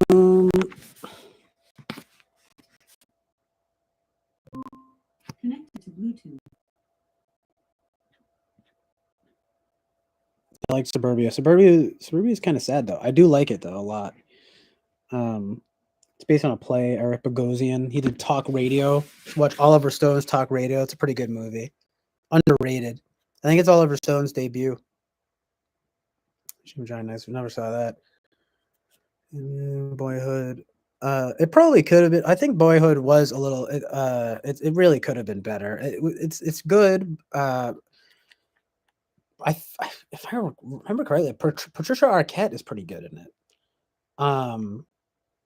But it's kind of funny. The kids like aren't very good actors, and it's Ethan Hawke is good in it. He's a pretty good dad type.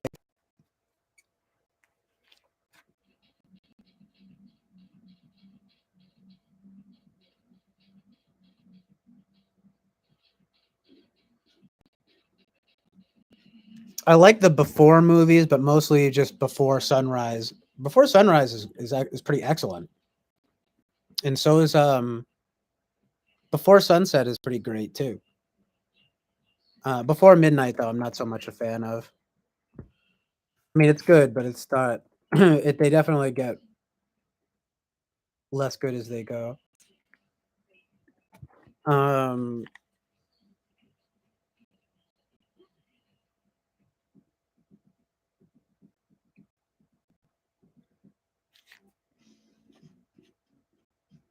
Yeah, Dogma. I've never seen that. Kevin Smith. I'm not a big fan of Kevin Smith. I liked Clerks and Clerks 2 when I was younger, even though Clerks 2 is like bad. But I like those movies when I was younger, but especially the original Clerks. But you know, they're not. He's not very good. I don't really like Kevin Smith very much.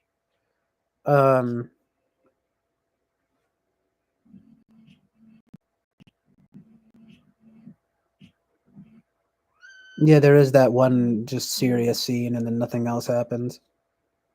Suburbia. Suburbia is great. It's underrated.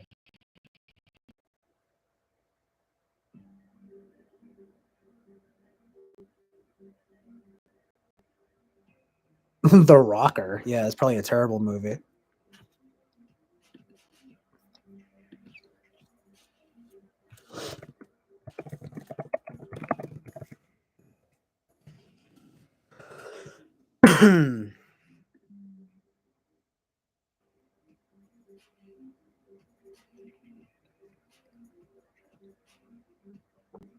Yeah, it's a pretty good School of Rock is a pretty good like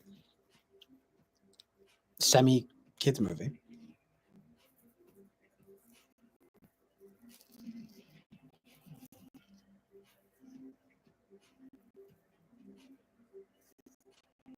Well, Before Sunrise is really good.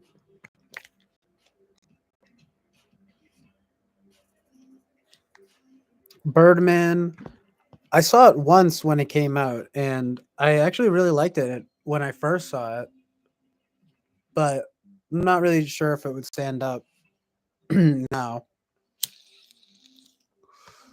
I remember I really liked the tracking shot, and obviously it's a pretty good cast. And like I guess I thought the idea was interesting.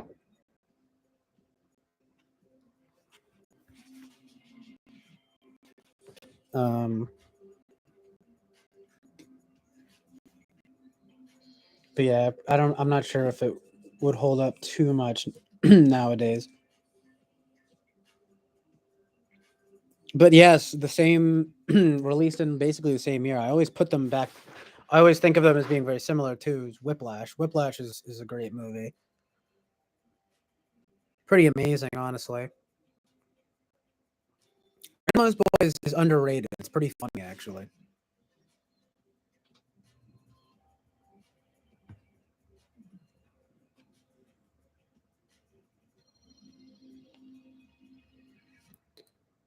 Grandma's Boy is a pretty good, like, dumb comedy.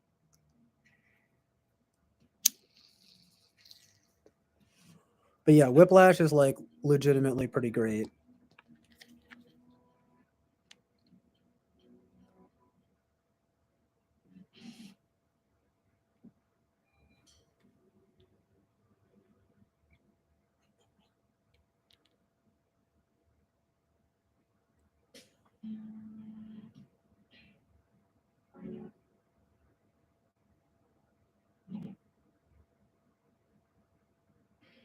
Oh yeah, I was gonna say I recently watched Jaws and I was pretty underwhelmed. Found it underwhelming.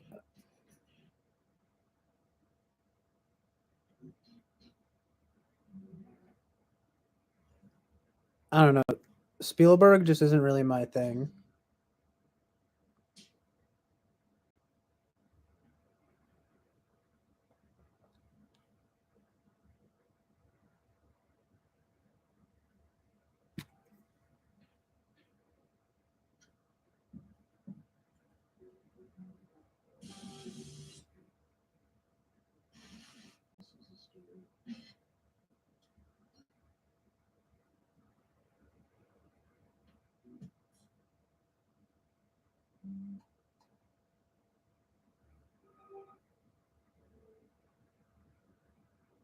Nice. Karma's Pimp doesn't like Spielberg either.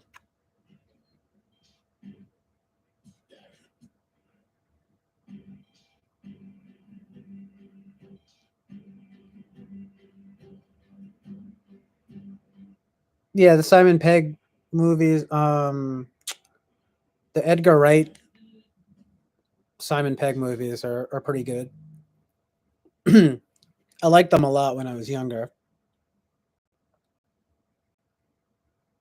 Like, Shaun of the Dead and Hot Fuzz. I still need to finish watching The World's End because that's the finale of the so-called Cornetto trilogy.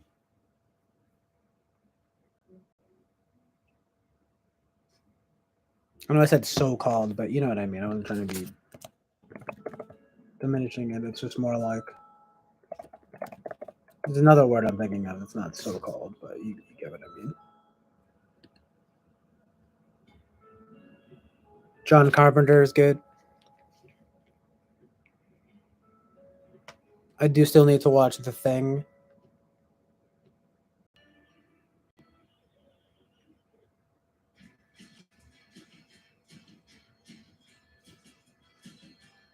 Yes, Cornetto.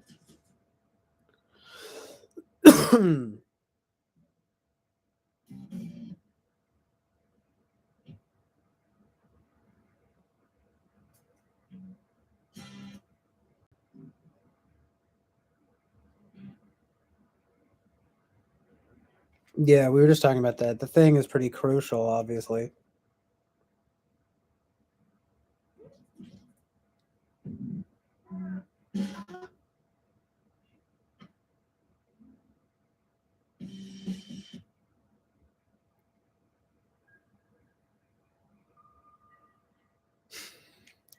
It's basically a cabal that's running the town. Hashtag based. Yeah, you're so right. I remember that it gets like scary. Yeah, it's relevant to today, literally. Yes, underneath the nice little town, basically, right? It's like a cult, yeah.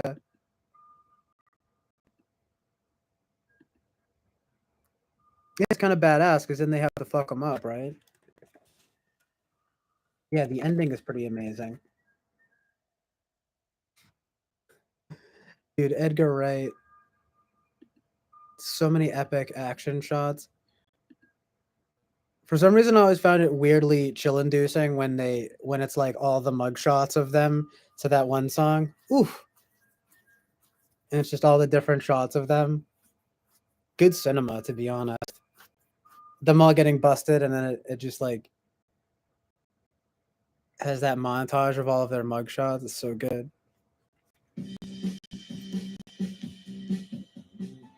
I know, I never thought of it as being like a cabal, but that's basically what it is.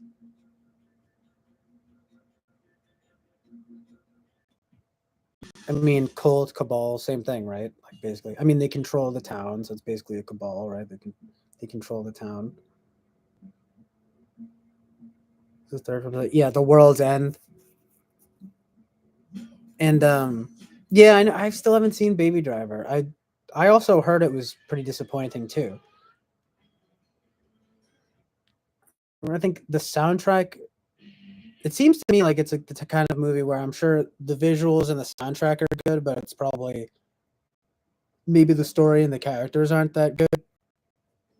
That's just my guess based on the little bit that I know about it.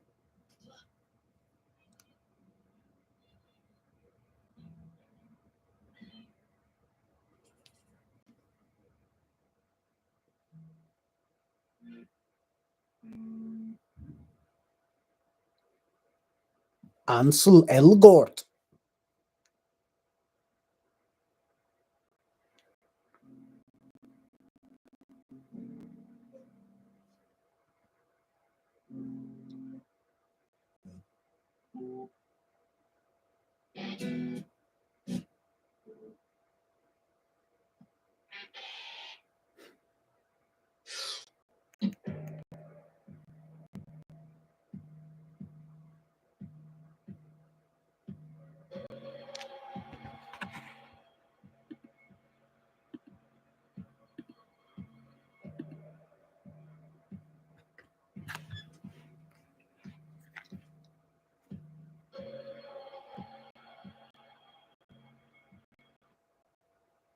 How is Shaun of the Dead a Cabal movie?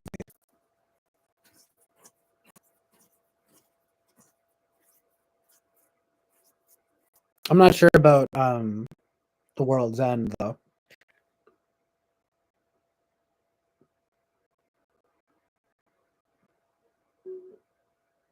But I could see it. I think I might have seen something in the description for the plot that it might have sounded Cabal-esque. You saw it, Bobby Brown? How was it? How is it? You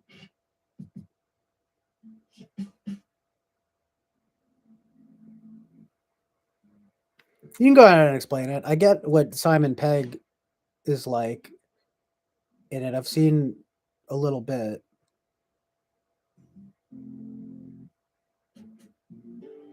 But they're like friends reuniting, and it's like, I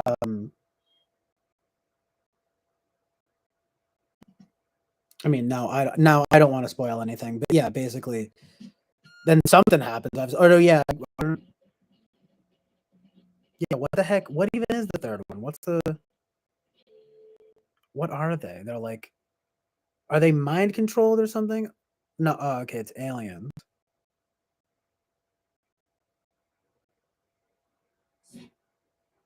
We go there like mind control. They're like MK Ultra. That's kind of more like Hot Fuzz though. Yeah, because the first one is zombies. The second one is a cabal. And the third one is aliens. Okay, gotcha. So they're all about cabals. No, I'm just kidding, but that's funny. Literally, though, it all comes back to cabals. I love that word. What a fun word. No, I'm just kidding. It's like a scary word, to be honest. Cabal.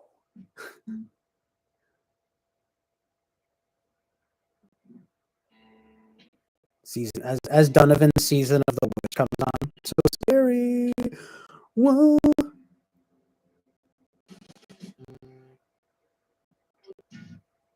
It's funny because there's a bunch of stuff on this. It's just this one playlist. It's a wicked long. It's just a wicked big playlist. Wicked. Again, a Boston thing to say wicked. Martin Freeman is in the thing is about a cabal. Is it really?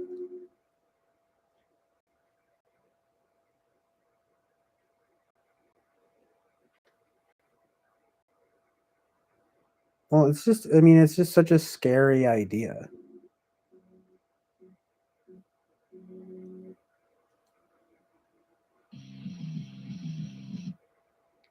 So it doesn't surprise me that there are lots of movies about what are basically cabals.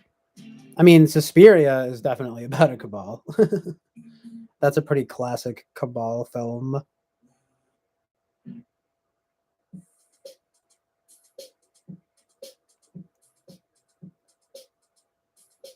Martin Freeman. Yeah, he seems kind of underrated. Yeah, I always forget. I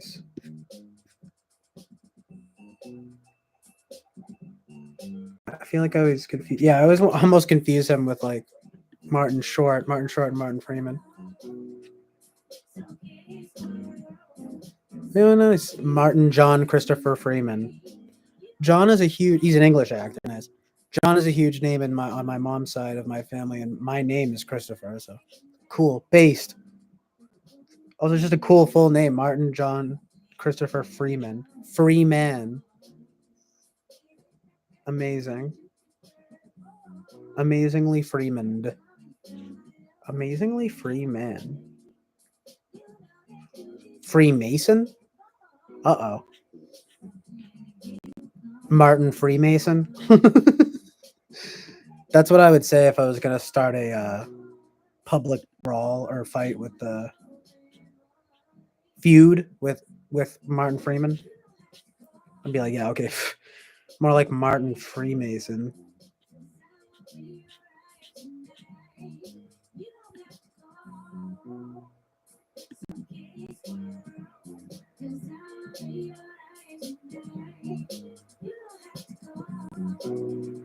Cabal. Yeah, I don't know what the deal is with the.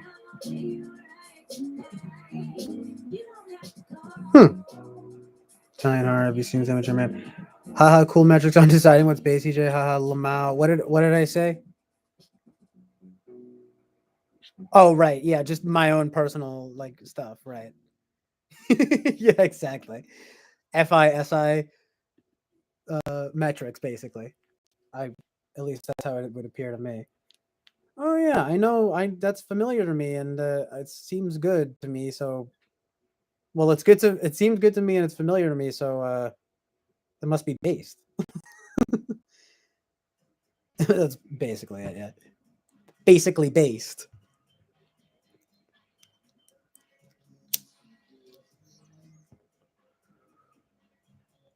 Words have meaning. So based, we have to be. We have to be true and real about what is actually based. It has to stand TI ground.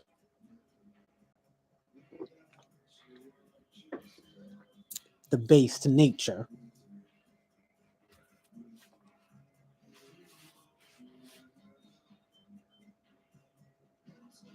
The zombie thing, I get it, but it's kind of reaching, isn't it?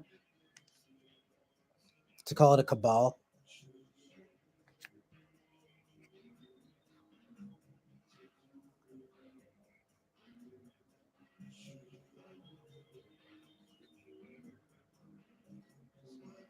Is Night of the Living Dead about a cabal? No. Might be stretching the definition of cabal a little bit there.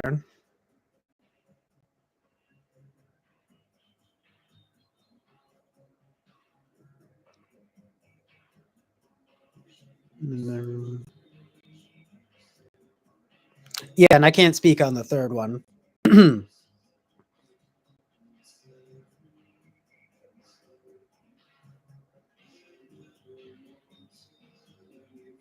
World's End Tavern is occult themes with the cabal narrative. Right, that could be very much what's going on there. It might be a reach. Shaun of the Dead. Hot Fuzz, definitely. I'm just not sure about Shaun of the Dead. You know what I mean?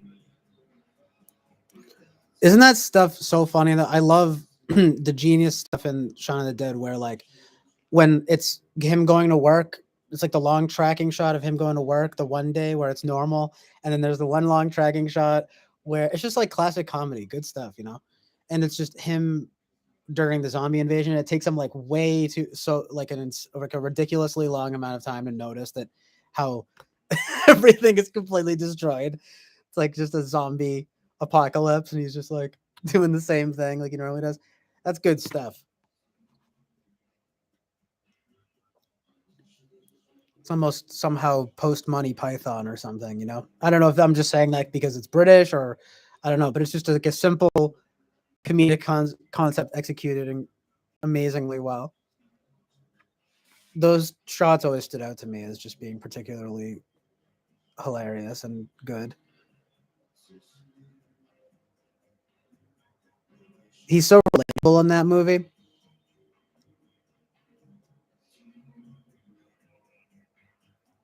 Not sure on Day of the Dead though. Gotta watch that. It's George Romero though, right? So I'm gonna have to do that. I liked Call's video. I did like I mean, I felt like he was keying into some truths about the magic stuff. Yeah, but it didn't exactly show me anything I didn't already know. No offense to you or him or anyone, but it's just like I have to admit that as much as I understand the truth of it, like it did help get me thinking. Like, well, is anything with like the name magic in it or like the word magic in it like evoking that? I just don't know.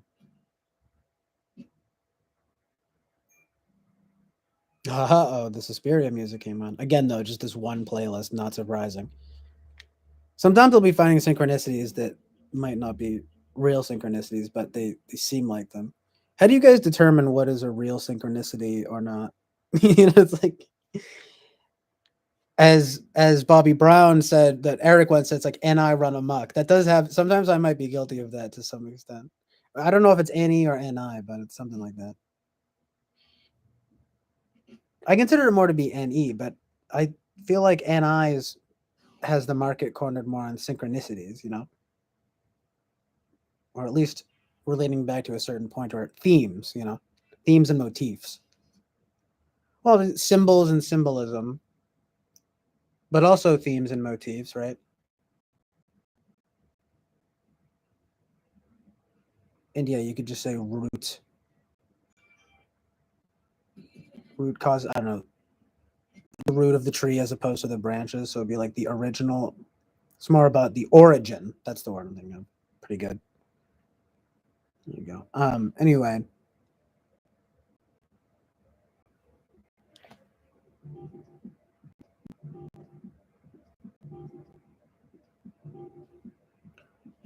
Commerce Pimp said that guy's a charlatan. Am I right? There are, I have to be honest, there are slight fearmonger vibes going on. I mean, I think that there should, like, here, it is recommended to me again. These demons are sick. You've got to see what something, again, all caps. I mean, I told you this from the get-go. You've got to, these demons are sick. You've got to see what Kendall Jenner posted on Instagram, period. And I mean, I'm just like,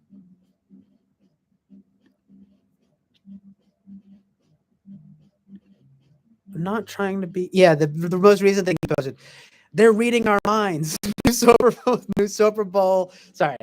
They're reading our minds. New Super Bowl ad reveals truth.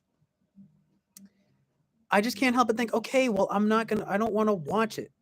I mean, you know, like the Super Bowl. I'm not going to watch media or whatever.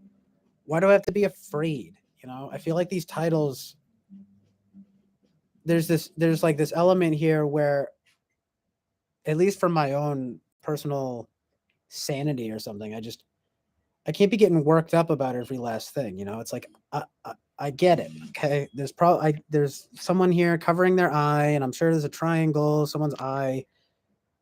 I see it everywhere already. Okay.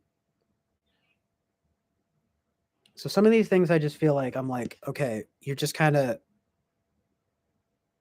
beating me over the head with things that I already know. Like, you know, he's putting a whole compilation of songs that say magic in them and like shows, and they're slowed down. The weird odd oxymoron I noticed too was that they're all slowed down, so they actually sounded demonic, but I was so unclear to me what he was trying to do. I think he was trying to show that there were like subliminal messages or something, but I was completely failing to grasp that, and instead it actually seemed demonic. But I'm not saying that guy, I appreciate the crusade though. You know, I'm sure the guy has his heart in the right place, but it's like a little much.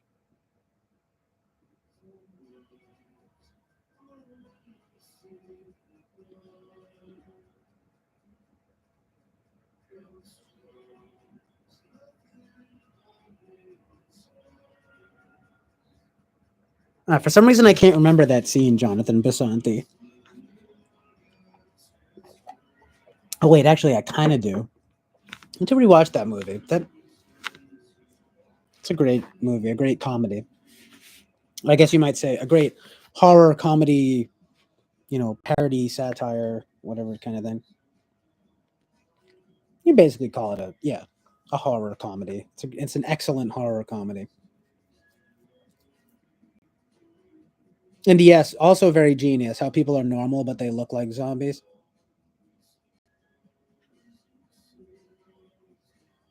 Like there's shots. There's like a really fat guy or something like that.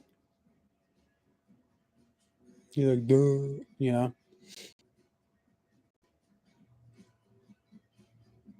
Very clever stuff in that movie too. Remember, there's because like someone like passes out, but then he's like, "Huh, what was that?" And then they move on. So good.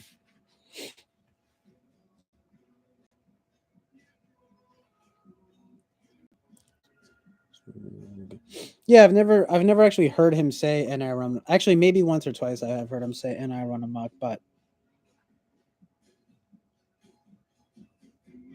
I guess I can see it. Him saying that. I mean, I was referring to Eric, not Call, by the way. Oh yeah, you're right. Sorry, I thought you. That's right. I figured that out earlier. My bad. So he doesn't think Call for an Uprising is a charlatan. He thinks Eric's a charlatan. No, but Um, because not trying to promote drama or anything, but there is, it's here in the chat, and plus we're like almost 2.5 hours in, so unless you're already here, who's no one's gonna watch this. I say that, and then it's gonna the opposite's gonna happen, and I'm gonna start getting a ton of views somehow. You said that about CJ. I'm like, no, I'm saying what Karma's Pimp said.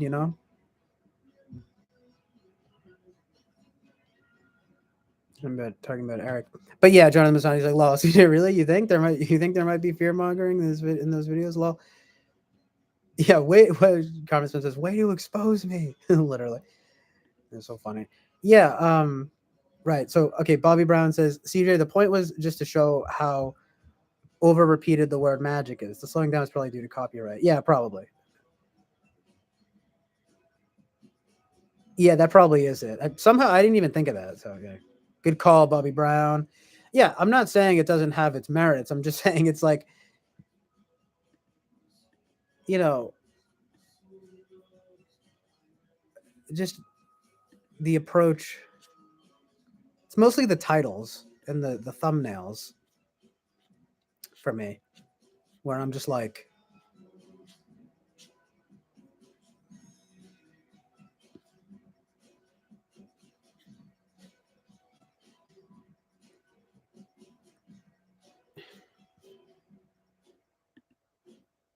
mixed feelings, man, because it's like I do agree with calling this stuff out,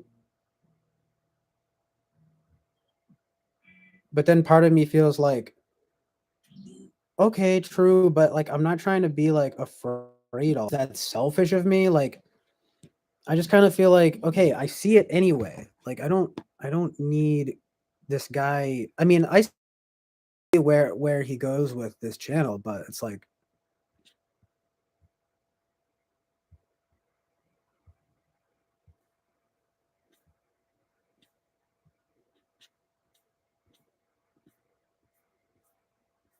I don't know, maybe it's just because it freaks me out.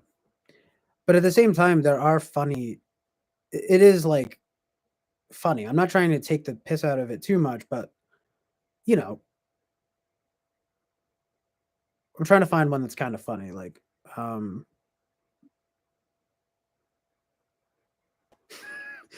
okay, I mean, like Satan Claus, like you have never wanted to see him before.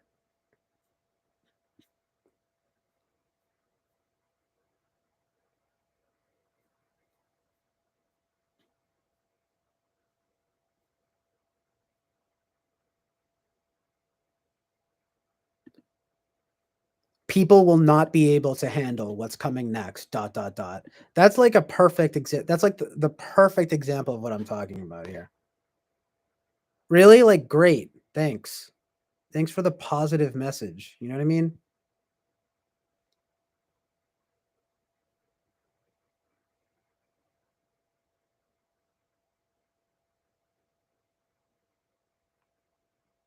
There's a lot of stuff. It's like,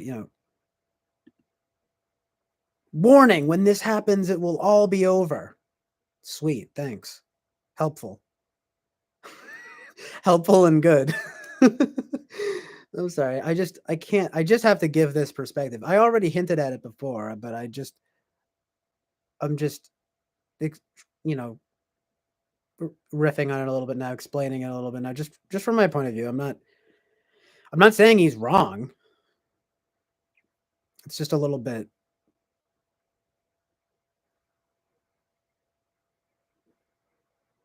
It just gives me slight fearmonger vibes.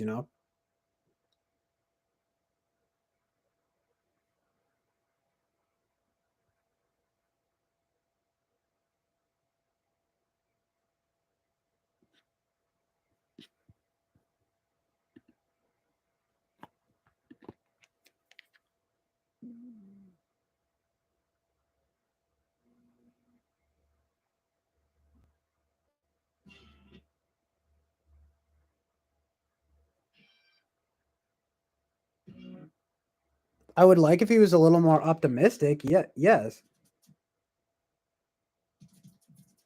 Hold on.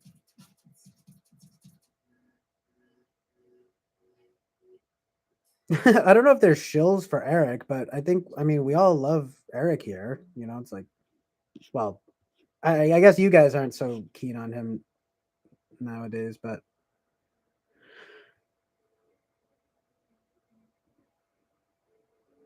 yeah. I know Bobby Brown, the details. I know, I get it.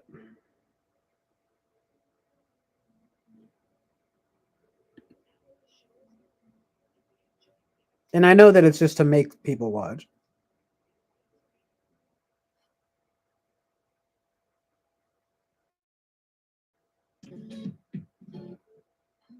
I'm just saying, like, the magic thing was good, but did it really tell you anything? Like, did I felt like I already knew this stuff, and you probably already knew this stuff.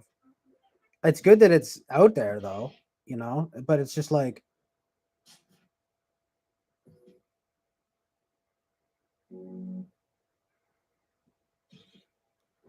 correct me if I'm wrong, but I didn't really see anything in that video where I was like, oh wow, that's like really disturbing. I don't know. I guess the McDonald's commercial, like, that was kind of scary because it's like with kids and stuff, but everything else I was just kind of like, yeah, I know, like Harry Potter, you know, Harry Potter.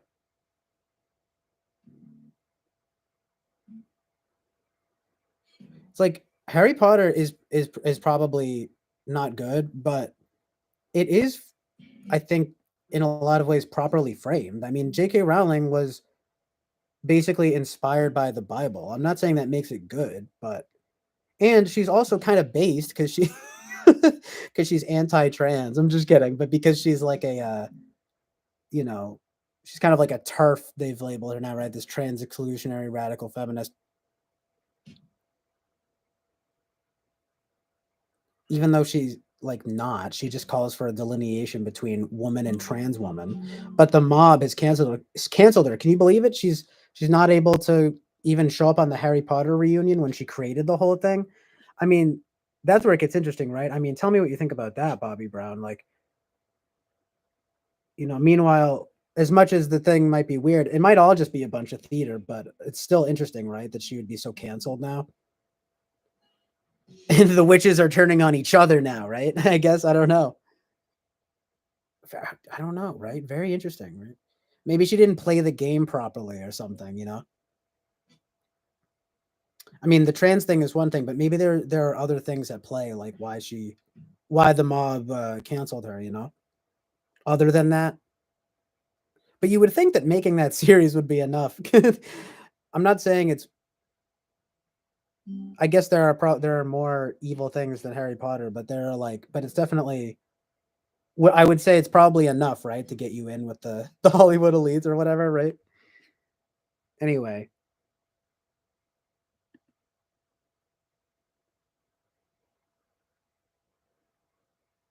yeah, synchronicity. There's a lot. I always see a lot of synchronicities in my life. Sort of based content because it basically gave him some anxiety, I suppose. Yeah, Jonathan besides you got me John Barnes, working content reveal what's hidden. Um, yeah, but is it really hidden though? I mean, I'm not saying like, yeah. Oh, whoa, it's magic. It's just it's like you know, scary. I'm just saying again, like discernment, right? It's not like it doesn't give me the creeps too. It's not like it doesn't make me want to call that stuff out, but it's sort of. I'm not sure if it gets a little redundant after a certain amount of calling it out, if you know what I mean. I mean, I guess it's good if like we do it here. Yeah, well, we do it in our daily lives, but then we do it here on stream and all that. But because at least it's we're communicating with people, with the people, right? But uh just every last thing. I mean, maybe I'm not expressing myself very well, but I just feel like I do that a lot in my daily life as it is, and it does freak me out, and I don't want to run away from it, but I also don't know if I mean, I'm gonna say stay subscribed to this guy, but it's not like you know it's not like it's good vibes or anything. I mean, I suppose yes, the truth is more important than good vibes per se. It's more about getting the truth out there. So I mean, I respect it.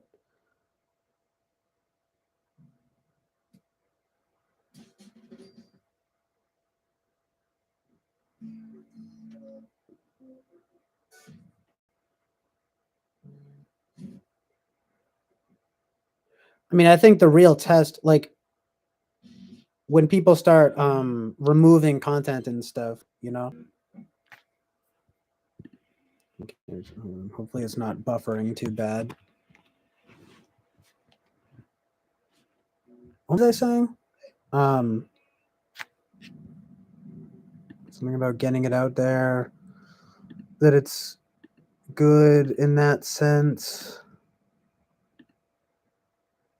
Oh, right. Yeah. If it gets censored, though, it's like, that's when there's something up. So,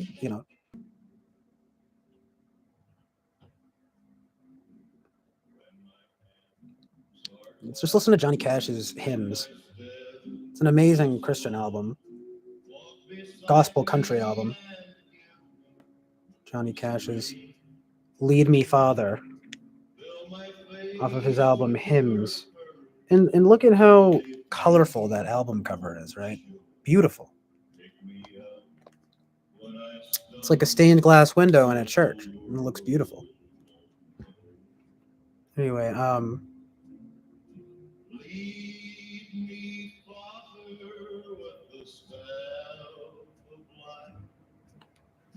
Give me the strength for a song. truth left, reality gapping. What do you mean, Peter didn't teach you?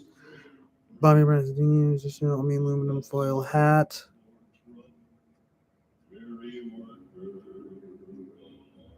Bobby Brown, do you really know about this teacher? Oh, okay, I may have underestimated you.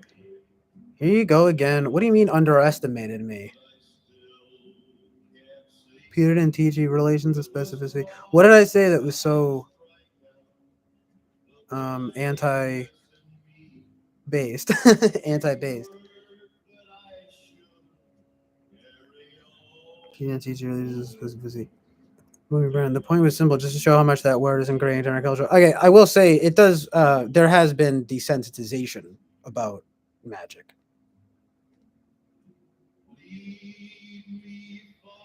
All right. Well, now you're making sense here.